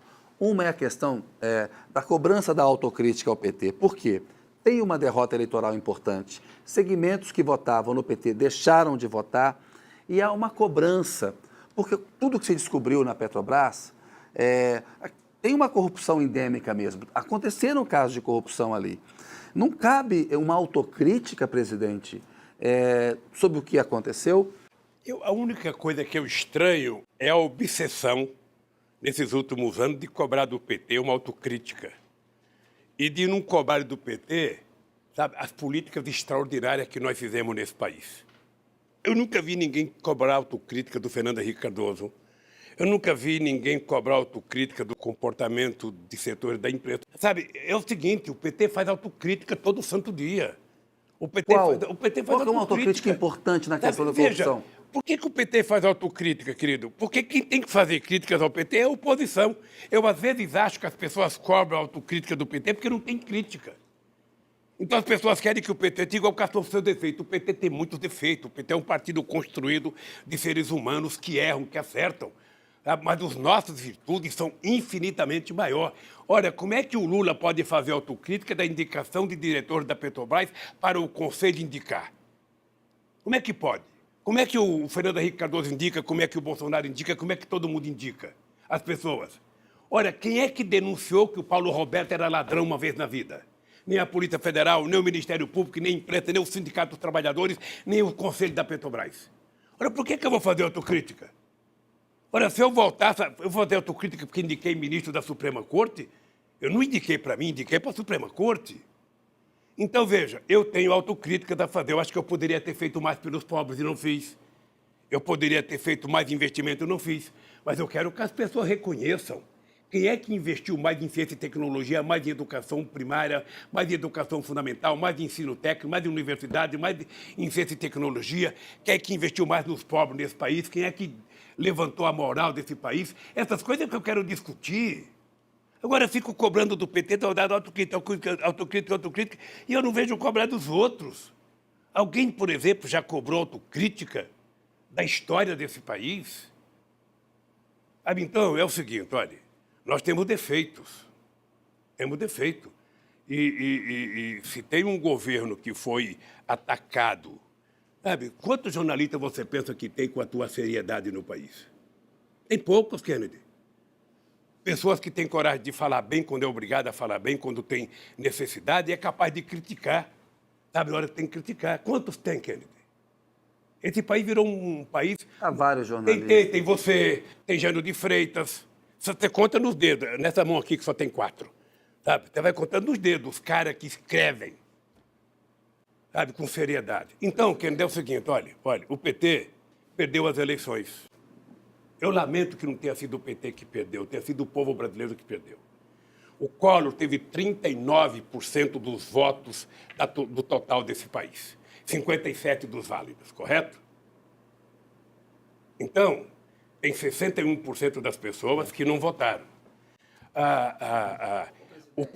As pessoas se dirigiram à urna, sabe, em outubro, com ódio, demolida por um antipetismo, sabe, a ponto de pessoas acreditar que o Lula era comunista, que não sei quem era comunista, ou seja, é uma doença mental grave que foi tomada de algum... Era uma situação difícil. E o senhor respondeu para o documentário que se o senhor tivesse sido candidato, o Bolsonaro não seria presidente hoje. Por quê? Eu teria ganho no primeiro turno. Você sabe por quê? Porque eu tenho uma relação com a sociedade que é muito mais uma relação da sociedade comigo do que do Lula para ela. Ou seja, eu sei o que eu fiz nesse país. Eu sei o que aconteceu nesse país. Se tem uma pessoa que tem os números na cabeça, eu tenho. Eu lembro que quando eu ia fazer um debate, eu ficava citando até a quantidade de poste que se ia colocado no Luz para Toda, a quantidade de fios, a quantidade de vezes que dava para enrolar a lua. Sabe? Eu tinha noção das coisas que eu tinha feito, eu tinha noção da alegria de um cara entrar numa universidade pelo ProUni. Eu tinha noção disso. Sabe? Então, eu tinha certeza que eu ganharia as eleições. Tinha certeza. Agora, eu não vou ficar chorando leite derramado, correto? Eu agora quero trabalhar para recuperar o prestígio do PT, para recuperar o prestígio da esquerda, para limpar o meu nome e para mostrar, na verdade, quem é, sabe, que cometeu crime nesse país. Vou correr agora um pouquinho na entrevista com o senhor aqui, queria a sua ajuda. Qual foi o peso do episódio da facada para a vitória do Bolsonaro? Olha, eu estranhei aquela facada, estranhei como é que se deu a apuração daquilo, estranhei como é que o segurança protegeram o cara da faca, estranhei a contratação de um advogado, estranhei o isolamento do cara, uma série de coisas que muita gente tem dúvida na sociedade. E a facada, se foi uma coisa perigosa para o Collor, para o Bolsonaro, a verdade é que a facada o protegeu de mostrar quem ele é, na verdade, se ele tivesse participado dos debates. E quem ele é, na verdade? Aí a canalice nesse país. Quando eu fui candidato, que eu não participei de um debate, colocaram uma cadeira vazia. Fernando Henrique Cardoso não fez nenhum debate, em 94 e 98, nunca colocaram uma cadeira vazia. O Bolsonaro não foi no debate, foi dar entrevista na Record. E não colocaram uma cadeira vazia e nem levaram o Haddad para dar entrevista. Numa demonstração inequívoca, sabe, do comportamento falacioso da imprensa nessa eleição de 2018. Então, meu caro, eu ganharia as eleições com isso mesmo. Porque em 2018... Só lembrar em você uma coisa. Em 2010, eu fui apoiador da Dilma. Foi a única eleição que não teve um panfleto contra o Lula. Eu era unanimidade no meio político. Até o governador Serra, que era o adversário da Dilma, começou a campanha dele fazendo uma propaganda que era amigo do Lula. Eu sou amigo do Lula. Procura alguém que falou mal do Lula em 2010. Eu saí do governo unanimidade nesse país. Unanimidade. Era 87% de bom e ótimo, era 10% de regular e era 3% de ruim e péssimo. Então, meu caro, depois do que a imprensa fez comigo, sabe, Kennedy, você sabe que eu não sou de lamentar, porque eu sempre acreditei que eu ia derrotar, mesmo falando mal de mim. Mas eu já tenho mais de 100 horas do Jornal Nacional contra mim. E não tem 5 minutos a favor nesses anos todos. Presidente, o senhor disse que o Moro não sobreviveria na política. Por quê? Olha, porque ele não nasceu para isso. Ele nasceu para se esconder atrás de uma toga, sabe, e ficar lendo o Código Penal. Sabe, é isso que ele nasceu. Ele tem que se expor a debate. Eu, por exemplo, adoraria, se sair daqui, fazer um debate com o Moro sobre os crimes que eu cometi. Aonde ele quiser, na universidade que ele quiser. Sabe, ele escolhe o público, eu só quero que seja transmitido pela imprensa. Presidente, a democracia brasileira corre risco com Bolsonaro? Eu acho que corre muito risco. Veja, ele acaba de fazer um decreto acabando com todos os conselhos populares que foram criados a partir da Constituição de 88. ele defende barbaramente um Estado armado, um Estado policialesco. Ou seja, você não vê cidadão fazer um gesto a não ser um gesto de atirar. Ele, na cabeça dele, acha que arma resolve o problema de todo mundo. Ele acaba de autorizar que fazendeiro pode utilizar arma e atirar em quem quiser. É um doente. Acho que o problema do Brasil se resolve com arma, o problema do Brasil se resolve com livro, com escola. Qual é a sua avaliação, presidente, sobre as fortes suspeitas de que a vereadora Marielle Franco tenha sido morta por milicianos? Olha, eu acho que prenderam esses dois que foram presos para tentar evitar mais investigação. E eu acho que a gente precisava continuar investindo para saber quem é o mandante. Presidente, eu queria falar um pouquinho da política internacional. O Nicolás Maduro deveria convocar eleições gerais na Venezuela? Eu fui presidente do Brasil e eu quero te dizer uma coisa muito clara. Eu acho que o Maduro tem que tomar a decisão que for melhor para o povo da Venezuela e o povo é que tem que obrigar o Maduro a fazer as coisas. Mas qual é essa melhor decisão? Não, Eleições gerais? O povo é que decide, pode ser eleições gerais, mas o povo é que decide, não vai ser eu que vou ficar dando palpite. Sabe? O que eu não aceito, hipótese alguma, é a intromissão do Trump, que ele deve cuidar dos Estados Unidos. Um cara que está fazendo um muro, sabe, para separar o povo pobre da América Latina dos Estados Unidos, querer ficar preocupado com o povo na Venezuela, mas ele se preocupar com o povo dele, se preocupar em derrubar o muro. A gente comemorou o muro de Berlim, a queda do muro de Berlim, agora está ele construindo o muro. Então, a Venezuela, o povo da Venezuela tem que ser soberano para decidir o seu destino. Agora, não dá para a gente aceitar, obviamente, o que está acontecendo na Venezuela, o povo passando fome, o desemprego. Acho que o Maduro tem que refletir, tomar uma decisão com o partido. Mas eu insisto, eleições gerais não seriam melhor? Daqui de fora eu posso dizer que é, Kennedy, mas eu não estou lá dentro vendo o clima. Mas o senhor acha que é? O que eu acho errado é um picareta como esse como chama? Juan Guaidó. Guaidó. Um picareta. Se auto-intitular presidente. Imagina o Lulinha vai se auto-intitular imperador. Sabe? Ora, é uma vergonha os países dar apoio a um cidadão desse. Ele não merece. Nós resolvemos crise na Venezuela conversando. Esse que vos fala tinha apenas 21 dias na presidência da República do Brasil, quando eu propus a criação do grupo de amigos da Venezuela. Tá? E coloquei para participar os Estados Unidos e a Espanha. Não é o que deveria acontecer agora? Eu acho. Agora, quem é interlocutor? O Brasil poderia ser. Mas com esse ministro que nós temos e com esse presidente, eles não têm noção do que estão fazendo. Essa gente precisaria saber o seguinte: se essa gente pegasse uma caneta, um economista, e fizesse uns cálculos, quanto custou a Guerra do Paraguai, traduzida em dinheiro de hoje, eles iam saber que qualquer coisa vale mais a pena do que uma guerra. Agora, para os Estados Unidos é bom, porque ele só faz guerra longe, longe, longe. Que efeito teria uma invasão da Venezuela usando o território brasileiro como apoio, como aventam alguns no governo Bolsonaro? Seria desastroso, por todos os aspectos. Seria desastroso politicamente, economicamente e militarmente. Sabe, o exército brasileiro não está preparado para a guerra. O exército brasileiro está preparado durante muito tempo para procurar inimigos externos. A partir da Constituição... Inimigos internos. Internos. A partir Você falou externos. Não, internos. A partir da Constituição de 88, nós conseguimos criar o conceito de que as Forças Armadas ela é importante para o Brasil para defender a nossa fronteira contra possíveis ataques externos. Tá? Então, você sabe que quando eu cheguei na presidência, você sabe que os nossos soldados eram liberados às 11 horas porque o exército não tinha dinheiro para pagar o almoço? Você sabe que tinha soldado que não tinha coturno? Você sabe... E por que, presidente, o general Vilas Boas fez aquela manifestação no Twitter e quis que o senhor ficasse na cadeia? Tem a ver com a Comissão da Verdade? É bem possível. É bem possível, porque a gente tem duas instituições no mundo, que é a Igreja e que é as Forças Armadas, que não aceitam ser fiscalizadas. Graças a Deus, o Papa Francisco está quebrando esse tabu e está fiscalizando a Igreja Católica. Tá? O Exército Brasileiro, os generais de hoje, não têm nenhum problema com a Comissão da Verdade. A Comissão da Verdade está preocupada com uma coisa que aconteceu em 1964, 1968. Nenhum deles era sequer sargento, era tudo moleque na época.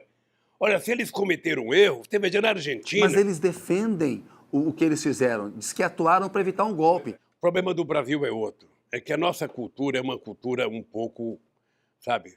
Se de um lado a gente agradece, do outro a gente fica, às vezes, até constrangido. Aqui tudo tem um acordão. Tá? Pensa num país que não gosta de uma briga, é o Brasil. Tudo. Você pegar a história do Brasil, toda vez que o povo esteve em ascensão, para chegar perto, houve um acordão.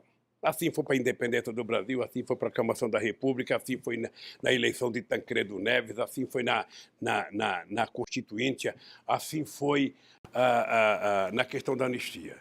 Então, é justo que as pessoas que tiveram parentes mortos estejam brigando para saber onde estão os corpos dos seus parentes.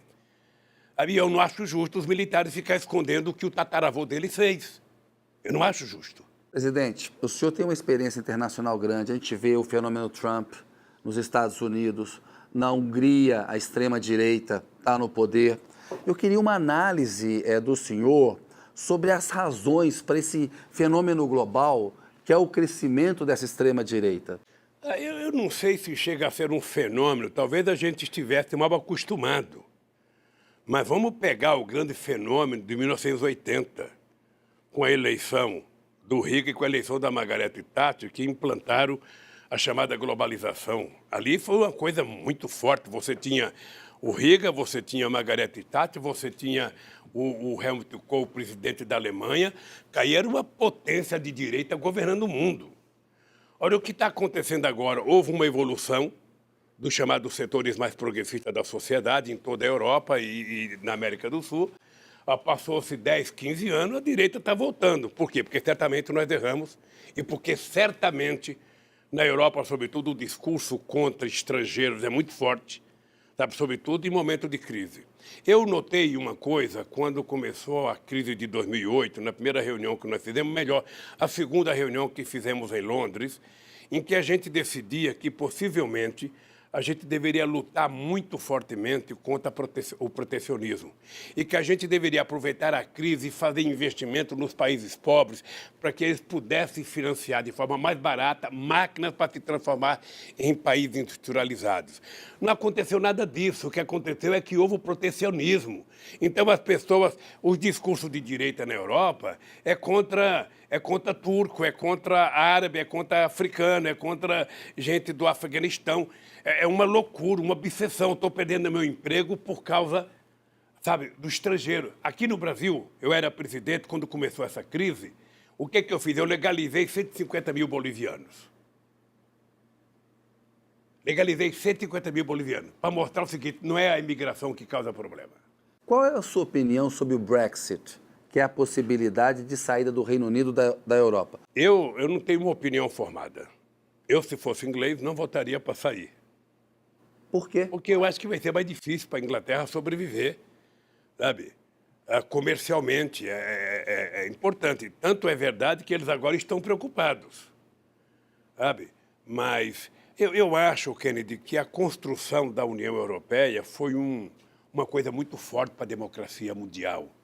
A construção da União Europeia foi uma coisa muito forte que deveria servir como exemplo de convivência pacífica na diversidade. Lamentavelmente, tem ajuste que precisa ser feito. E eu acho que a situação da Inglaterra é uma situação delicada internamente. Sabe? Se a Europa começar a criar confusão para produtos de exportação da Inglaterra, vai ser muito ruim. Agora, como eu não estou lá, o que eu estou dando é apenas um palpite. Presidente, vamos correr aqui que estamos quase acabando. Eu quero fazer todas as perguntas para o senhor.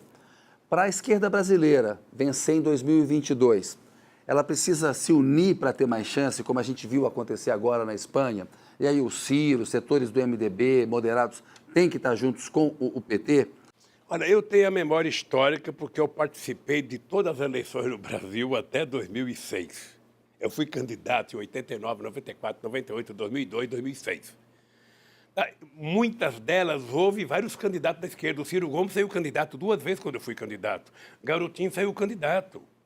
E depois a gente se juntou. Mas para vencer o Bolsonaro, essas forças conservadoras em Veja, 2022... O problema do Bolsonaro é que nem ele acreditava. Houve um certo menosprezo à candidatura do Bolsonaro, porque nem ele acreditava. O Bolsonaro já estava contente com 15%. Ele jamais imaginou ter isso, pela figura histórica dele, pela trajetória histórica dele. Então, se tem um cara, sabe, que ganhou sem querer, foi esse homem. Sabe? Ele ninguém acreditava nisso. Eu duvido que tenha um político experiente que acreditasse nisso. Talvez seja isso que tenha feito ele ganhar. A animosidade criada contra a classe política, o PSDB está no poço que estava, e ele ganhou. Tá? Obviamente que a esquerda poderia ter se juntado no segundo turno. Para isso é que nós criamos o segundo turno. Você disputa o primeiro, sabe? Se no primeiro não der, você disputa o segundo turno. É para isso que foi criado o segundo turno. Eu sei disso porque eu participei, briguei muito pelo segundo turno. Agora, sabe, não deu certo. E quem paga o pato é o povo brasileiro. O senhor disse que o ex-presidente Fernando Henrique Cardoso não tem jogado da forma que o nome dele merece. Que gesto concreto o senhor esperaria do Fernando Henrique Cardoso? Veja, é difícil ficar fazendo julgamento de um homem de 86 anos, acho, de idade. Ou seja, eu acho que ele dessa idade, um cara com 86 anos não tem que ter mais agenda, não tem que ter mais nada, faz o que ele quiser.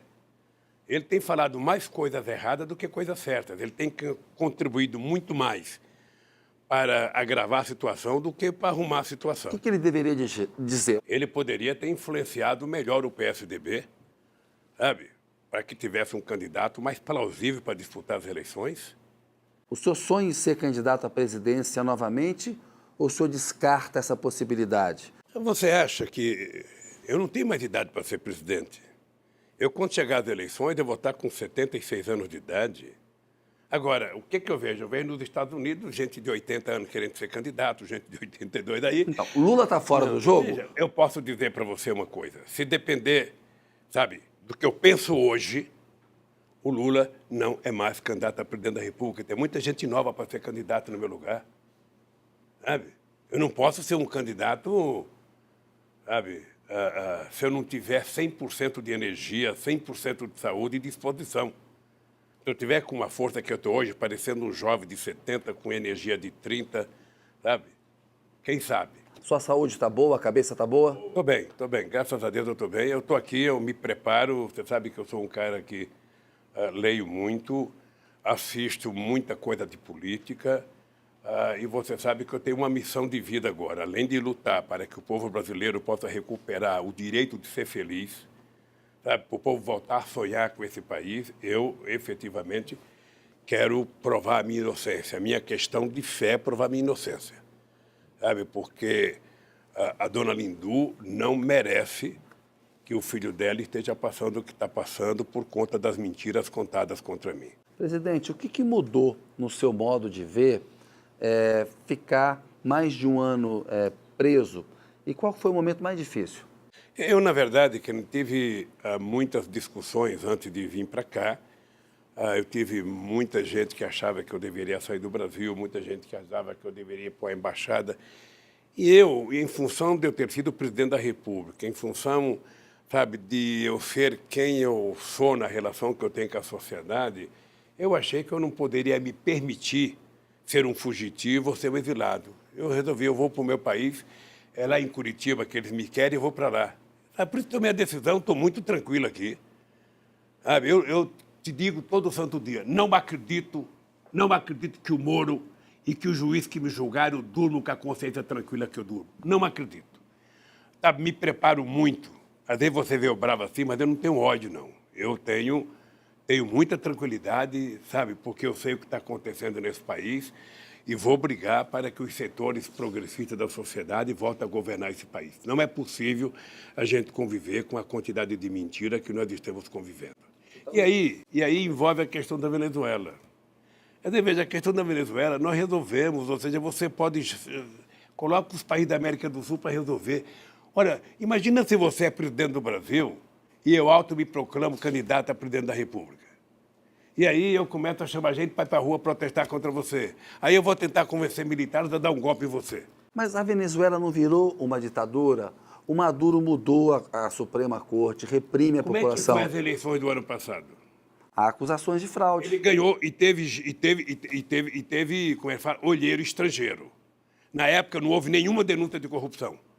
Esse ano é que começou a denúncia de corrupção. Quem é que governa o Congresso? É a O oposição. senhor acha que o Maduro consegue ficar no poder até 2024? Eu não acho que ele deva ficar. Sabe, eu acho que o PT precisa compreender isso. Quer dizer, o Maduro precisa governar a Venezuela atendendo os interesses do povo da Venezuela. Sabe, você não pode conviver com uma inflação de 1 milhão por cento, você não pode conviver com a inflação, com um país sem abastecimento. Isso eu discutia no tempo que o Chaves era vivo. Sabe? Agora, não dá para a gente adotar como política de que se tal país não está bem, eu vou lá e invado. Se tal país não está bem, eu vou lá e invado. Se tal país não está bem... Olha, que história que é essa? É preciso que a gente respeite a autodeterminação de cada cidadão. Presidente, quantos livros o senhor leu na prisão e qual o livro mais impressionou o senhor? Eu li muitos livros, eu não lembro quantos agora, mas eu li Mais muito. de 40? Posso te dizer que eu li mais do que eu li na vida inteira. Tá?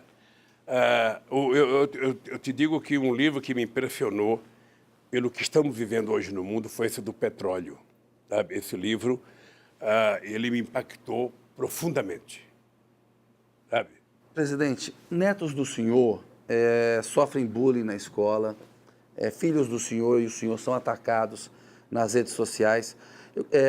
Eu gostaria de saber o que o senhor tem a dizer para essas pessoas que odeiam o senhor e desejam tanto mal ao senhor. Olha, a única coisa que eu faço é pedir paciência para os meus filhos, para que eles não deixem toda essa canalice prejudicar a cabeça deles. Eu sei que é muito difícil porque todo mundo reage, às vezes, com muito ódio, com muita raiva. Eu peço para eles não. Primeiro, não precisa ficar acompanhando a rede social. Se você tem um lugar que só fala mal de você, não precisa ver aquilo. Não é masoquista para ficar vendo aquilo. E eu peço tranquilidade para eles, sabe? Porque o que eles estão passando é muito duro. Sabe? Eu, às vezes, me sinto culpado porque ele já sofreu quando eu era o bombom nesse país aqui. É importante lembrar que o meu filho Fábio era dono da Friboi. Quer dizer, querido, acho que nós vamos caminhando para em algum momento em que a mentira definitivamente seja punida, sabe, nos meios de comunicação, seja ele rádio, televisão, internet, porque não é possível. A enxurrada de mentira, de inverdade, sabe? Quando a Marisa, sabe, teve o derrame, que ela foi para o hospital, a quantidade de idiotice que foi falada, quer dizer, as pessoas perderam, sabe, aquilo que a humanidade não pode perder, que é o humanismo. Sabe, eu sou solidário, eu posso ter divergência com o Kennedy, eu posso ter divergência, mas ele é um ser humano, na dor eu tenho que compreender. Aí isso acabou, Kennedy, isso acabou. Como é que o Brasil vai sair disso? O Brasil vai sair disso, Kennedy, quando ele tiver um governo que governe para todos, que converse com todos e que, sabe, tenha palavras de bom senso para o país. Eu tenho em mente aquilo que eu fazia no Brasil como presidente da República. Eu duvido que você encontre um empresário, que você encontre um trabalhador, que você encontre um usineiro, alguém que foi ofendido por mim. Duvido. Se tem uma coisa que eu aprendi com a baixa formação intelectual que eu tenho, é respeito. Respeito é uma coisa que a gente adquire em casa, com o pai e com a mãe. Eu fui assim quando era presidente do sindicato, eu fui assim quando era presidente do PT, eu fui assim quando era presidente e sou assim agora. Eu gosto das pessoas porque eu gosto de tratar bem. Eu gosto de me sentir bem com as pessoas. E o Brasil não está vivendo esse momento. O ódio está estampado nas famílias. As pessoas brigam por qualquer coisa. Então, nós vamos encontrar uma saída. O presidente, em 2009, o Barack Obama disse que o senhor era o político mais popular da face da Terra. Então, o senhor viveu o auge político, né? O Brasil tinha projeção geopolítica internacional. Aí depois tem todo esse processo de queda, e o senhor está dando hoje uma entrevista, né? Preso, né? Como é que o senhor trabalha isso na sua cabeça? Olha, primeiro, eu jamais imaginei estar aqui onde estou. Eu jamais imaginei, pela minha conduta política, ter um processo contra mim. Jamais imaginei. O que aconteceu comigo foi uma coisa que eu acredito que era inesperado. Depois do impeachment, eu comecei a meditar de que o impeachment ia tirar Dilma, mas não poderia permitir que eu voltasse. Sabe? Porque se estava por detrás disso a questão da soberania nacional, veja, porque eu não sou um cara que fico imaginando conspiração o dia inteiro, mas veja, historicamente os Estados Unidos nunca aceitou que o Brasil fosse protagonista internacional. Se você pegar as Forças Armadas da Argentina até a Venezuela, você vai perceber que todos os cursos nas Forças Armadas desses países é que o Brasil é o inimigo, o Brasil é o perigo, é preciso evitar o Brasil. Isso sempre foi assim. Dado por quem? Orientação dada por quem? Pelos americanos. O Chaves era professor na Escola Superior de Guerra da Venezuela, e a orientação dele era que o Brasil era o inimigo, cuidado com o Brasil, cuidado com o Brasil. Ora, quando nós chegamos à presidência, eu queria mudar isso. Eu queria que o Brasil fosse visto como um parceiro necessário para ajudar no desenvolvimento desses países. Eu achava que o Brasil tinha que ajudar o desenvolvimento da África pela dívida histórica que o Brasil tem com os africanos. Sabe? Eu achava que era preciso. Por isso fiz tanta viagem, levei tantos empresários. Você está lembrado que eu fui da primeira reunião lá no Congresso Nacional entre o mundo árabe e a América do Sul. E inventaram que era uma coisa contra Israel. Eu não tenho nada contra Israel. Quero que o povo de Israel viva a sua vida e quero que eles deixem os palestinos viver a vida deles. Então, Kennedy, eu acho que isso incomodou muito, sobretudo esse governo americano que está aí. Incomodou porque o Brasil vira protagonista, o Brasil se mete em tudo, o Brasil quer resolver problema de paz da Bolívia. Eles nunca gostaram do Brasil porque quando a Bolívia e o Brasil fizeram o começo da guerra pelo território do Acre, os americanos estavam no Rio Acre com um navio defendendo a Bolívia, não era defendendo o Brasil. Sabe? Então é aquele negócio de Maquiavel, dividir para reinar. Sabe? Colocar todos contra o Brasil. E aí quando pega um presidente medíocre como o nosso, sabe, que deveria pegar um telefone, deveria fazer uma viagem à Venezuela, ter conversado, tentado ajudar a encontrar uma solução. Sabe? Não, fica instigando, sabe? O senhor disse que o vice-presidente Mourão é o maior inimigo do Bolsonaro e o Bolsonaro tem uma relação ruim com o Congresso. O Bolsonaro corre risco de sofrer um impeachment? Olha, eu não sou obrigado a ter opinião sobre tudo, né? Porque, sabe, quem tem opinião sobre tudo e dá opinião, às vezes comete um erro imenso. Eu acho que o povo brasileiro elegeu o Bolsonaro, não importa o jeito que faz as eleições. Tá? Eu só espero que o povo fique atento para exigir dele a governança em benefício do Brasil. Quando eu me preocupo, por exemplo, com a soberania nacional, Kennedy, eu me preocupo não é apenas com as fronteiras do Brasil, sabe? A fronteira seca e a fronteira marítima. Eu me preocupo é com o que tem de riqueza nesse país, desde o ecossistema, a biodiversidade, as riquezas minerais, a qualidade de vida do povo, a educação do povo. É isso que a gente tem que se preocupar. Isso faz parte do patrimônio soberano de uma nação. Então, se o Brasil quiser ser respeitado, o Brasil precisa cuidar de si. Não é com discurso, é com prática. Então, o seu Bolsonaro, ao invés de ficar, sabe, falando bobagem, ele deveria falar o seguinte: eu vou terminar esse mandato aqui sendo melhor do que o Lula, eu vou fazer mais universidade, eu vou investir mais em ciência e tecnologia, eu vou colocar mais criança na escola, eu vou fazer mais casa. Era isso que deveria disputar. Mas ele está cortando o dinheiro das universidades. Está cortando da universidade, está cortando de ciência e tecnologia. E agora vai cortar, não, agora vamos estuprar o povo brasileiro tirando 1 trilhão. Mas não é importante fazer a reforma da Previdência? O senhor fez. Depende que reforma. Você tem que ter uma discussão séria com a sociedade brasileira. Tá? Então vamos dizer o seguinte: quanto é que custa as Forças Armadas para a aposentadoria nesse país? Quanto é que custa o setor público federal? E aí você começa a mexer, porque o que não pode é pegar os velhinhos que trabalham e que pagaram para pagar o preço. Mas não é importante ter uma idade Não, mínima? é importante fazer uma discussão, é importante ter idade, tudo é importante. Tudo é Ter importante. idade mínima é importante. Tudo é importante se você fizer uma discussão séria com a sociedade. E quem é a sociedade? Os trabalhadores que pagam. Você quer mudar o sistema do setor público? Reúne o pessoal para discutir. Obviamente que vários setores não pagam aquilo que recebem. Então, é preciso discutir. Você está lembrado que eu fiz a primeira reforma no setor público. Pois é, mas agora o Brasil tem um problema fiscal, presidente. Que não Tem é que por fazer a conta reforma disso. da Previdência. Eu vou lhe falar, é por conta do desemprego. Em 2014, a Previdência era superavitária. O que quer dizer? É só você pegar os dados.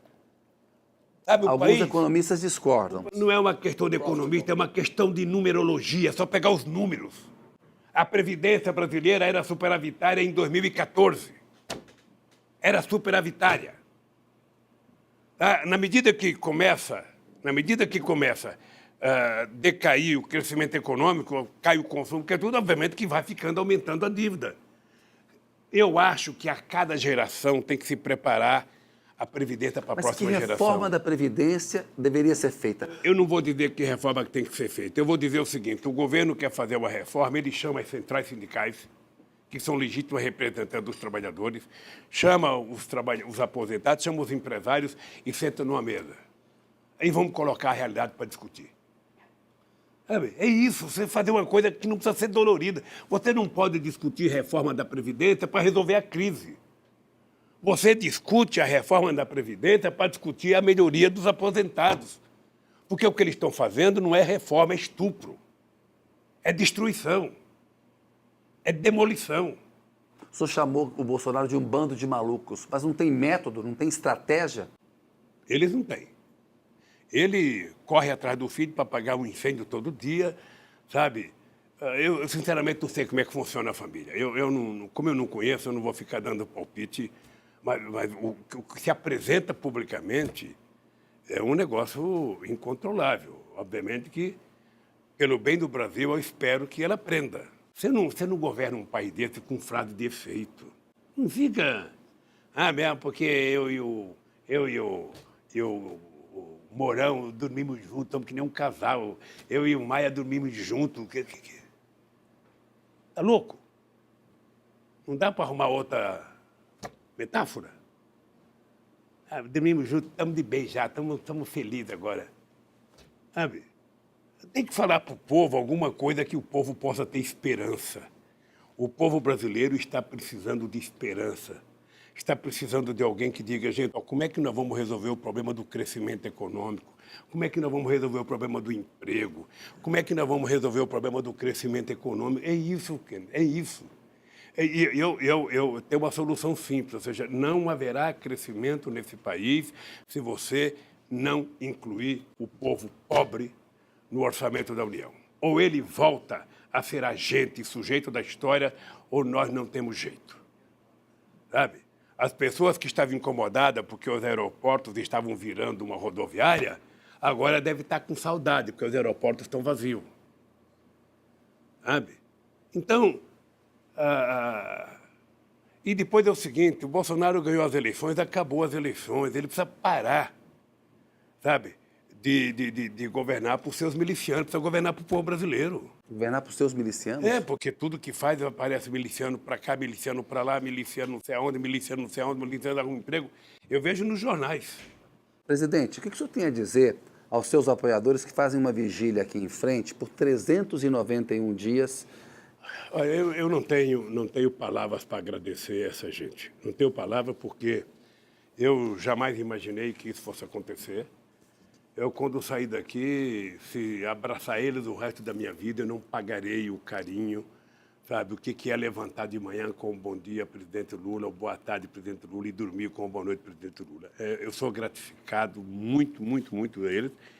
E peço a Deus que, sabe, eu saia logo para eles poderem ficar tranquilos para cada deles dormir.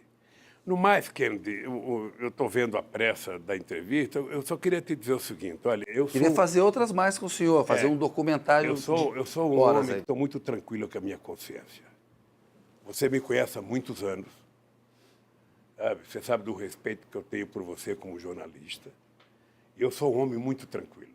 Eu tenho muita consciência do que está acontecendo no Brasil. Eu tenho consciência do que eu fiz nesse país. Sabe? E é muito difícil a elite brasileira aceitar que tenha sido eu a ter feito o que fiz nesse país. Sabe? O país nunca viveu um momento tão extraordinário como viveu no meu governo, inclusive de autoestima. E ser acusado da forma que eu fui, sabe? Eu tinha duas opções, ou me calar, às vezes eu fico pensando em fazer uma delação contra o Moro, o Delaiol e o juiz que me julgaram. Mas não aceitam. Então não tem para quem fazer, a não ser para você um dia fazer uma delação. Sabe? Então eu só tenho eu mesmo, esse povo maravilhoso que está aí fora, para provar a minha inocência. Quando eu provar a minha inocência, eu posso morrer tranquilo. Espero que os meus advogados, sabe, cuide dessa questão da tal da detração, sem abrir mão da minha defesa, porque se eu tiver que abrir mão, eu morrerei aqui dentro. Presidente, muito obrigado aí pela sua entrevista. Obrigado a você, Kennedy. Desculpa por não responder tudo que você queria saber. Quando quiser, fazemos outros. Obrigado.